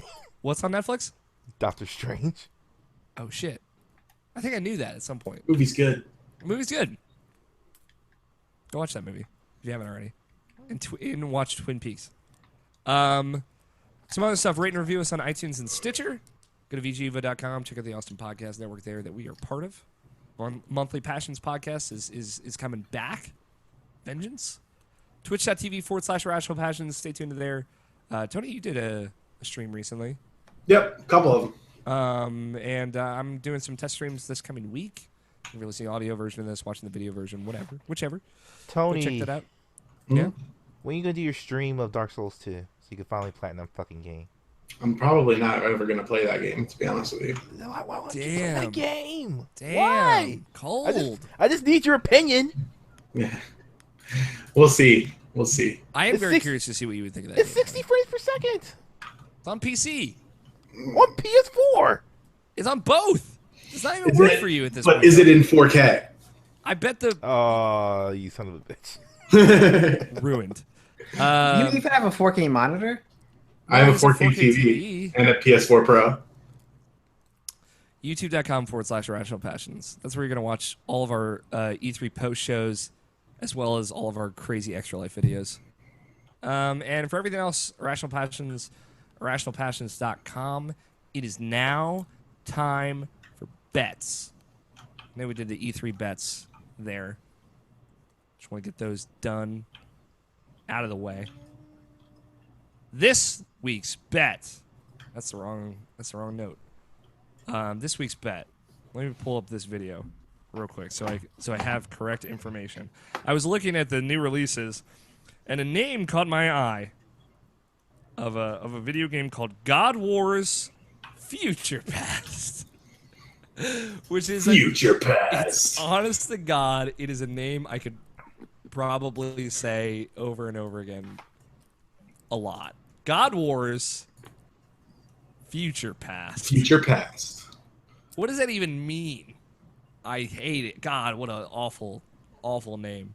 So, this time next week, the God Wars Future Past launch trailer posted yesterday. It currently has 816 views. And we're playing on the honor system. I hope y'all don't go out there and just view boost this fucking video. But this time next week, when I check at the end of next week's podcast, how many views will God Wars Future Past launch trailer have on NAS America's YouTube channel? Again, one more time, just to reiterate, the video currently has 816 views and has been up for a single day. And how many views will it have this time next week? All right, tally them up. Mm-hmm. Type them in. How many does it have right now? It has 816 views right now. So in 1 week, 1 week's time, how many views will it have? Type them in. When you're ready, you can go ahead and hit enter. I trust y'all. Nice, Novichin. I know. All right, Scott, do you have an answer? Mm-hmm. Okay. All right, take your time. Well, please don't let us rush you. Don't let us rush you. Remember, we have a podcast that we should end someday. We're doing okay on time, to be perfectly honest. So. Yeah, we're not doing too bad all the time. Yeah. But I figured this is how this is really going to go down. All right. All right. There it is. Did you enter? Did you hit enter? I imagine Scott just got up and left. Yeah. And he was never heard from again. Just to spite you, Nobshin, I'm going to refresh this page and give so until Scott gets here, I'll go through the bets that we have as of right now. I said 1,874. Scott said 800, or Nobshin said 816, which is just savage. And Tony said 1,000 even. Waiting on Scott over here. Did Scott literally get up and leave? Probably. Okay. Well, I genuinely don't know what to do with my life right now. So that's the show. Yeah. I'll follow up with what Scott. I actually like he comes back into the titles section. He's like 817. I guess let's just end the show. I don't want to like just sit here and awkwardly wait for Scott. Yeah. I feel like that's the wrong way to go about. I feel like that's not what he would have wanted. He said, and this is how it's really going to go Do you down. think Scott's dead? He just got up and left. Maybe like he said he was leaning back in his chair this whole episode. Maybe he leaned back too far, fell, and then knocked his head and fell unconscious. Yeah. We'll never know. I feel like we would have heard that. Maybe he just accidentally unplugged his microphone and has to restart the audio recording and doesn't want to say anything because he's so embarrassed. We'll never know. Nate says 1,540. By the way. We're not quite in the double down on Nate territory. I so know. I'm just putting it out it's there. good to know. Nate is participating. He's playing at home. At an airport, but At an airport. Also, just to throw in, since we are checking the listener chat, live chat, that our live viewers get to participate in. Nate did say Scott's new slogan equals "Make Twitter Great Again," which is terrible. That's the show. Thank you everyone so much for listening. Thank you everyone again. Tune in, checking out our E3 content. I hope you enjoy all the Extra Life stuff that is finally going out. Go ahead and check out irrationalpatch.com. I think I'm going to try and put like a website post that just has like the playlist on it. So if folks want to watch it there, they can. Did we update about the audio podcast? No, they are coming. They are on their way. Hopefully they should all be out by Tuesday. Hi, Scott. Hi, Scott. Hi, Scott. Yeah, hey. Hey, welcome back. What's your bet? Are you gonna type it in, or did you just get up and walk away? Yeah, absolutely. What the fuck? This is how it really went down. What's your bet, Scott? How many views? And don't tell me like, oh my god, he just dropped out of the call like a fucking asshole. I heard him click his mouse to close the window too. So, all right. I'm going to continue trying to end the show. And then at some point, if Scott shows up again, we'll figure out what happens. Audio shows are coming. Extra Life videos are coming out. Maybe new stuff is coming. I'm working on it. It's, I just got my computer back. Or a new computer. I just got a computer again. Bear with me. Let me see. That's it. That's all I got. Thank you to Danny Wiesner for opening music of Two-Player Co-op and our closing music of The World is Saved. Much appreciated. Much love to that guy. It was Tori Wiesner's birthday recently. Happy belated birthday to her. Danny's wife, who's also featured on both of those songs. And thank you guys for joining me. Well, thank you, Tony and Nobishin, for joining me. Yeah, Scott fuck left. Scott. Fuck Scott. I love him though. God, what a good bit. I'm not gonna lie, I'm very proud of him for literally just closing the call. I love you guys. Winky face. I've been your host, Alex O'Neill. Play your games. Stay irrational. We will talk to you all next week. Titles? All right, that one wasn't intentional. I ended the show while you were gone. Just as a I'm heads okay up. with that. I'm okay with that. Still got to do titles, though. What's your bet? You know I'm not giving you one. Are you going to leave me with one bet on our team for this week? Yo, I'm spinning a fidget spinner right now. Fuck you, Tony. Spin to win. Give me a bet. Anything. Just give me a number over 816. Well, you see, that's the thing. Yeah? The joke here is that you had to default me to 0. You couldn't win then, because now I should bet 816. Yeah.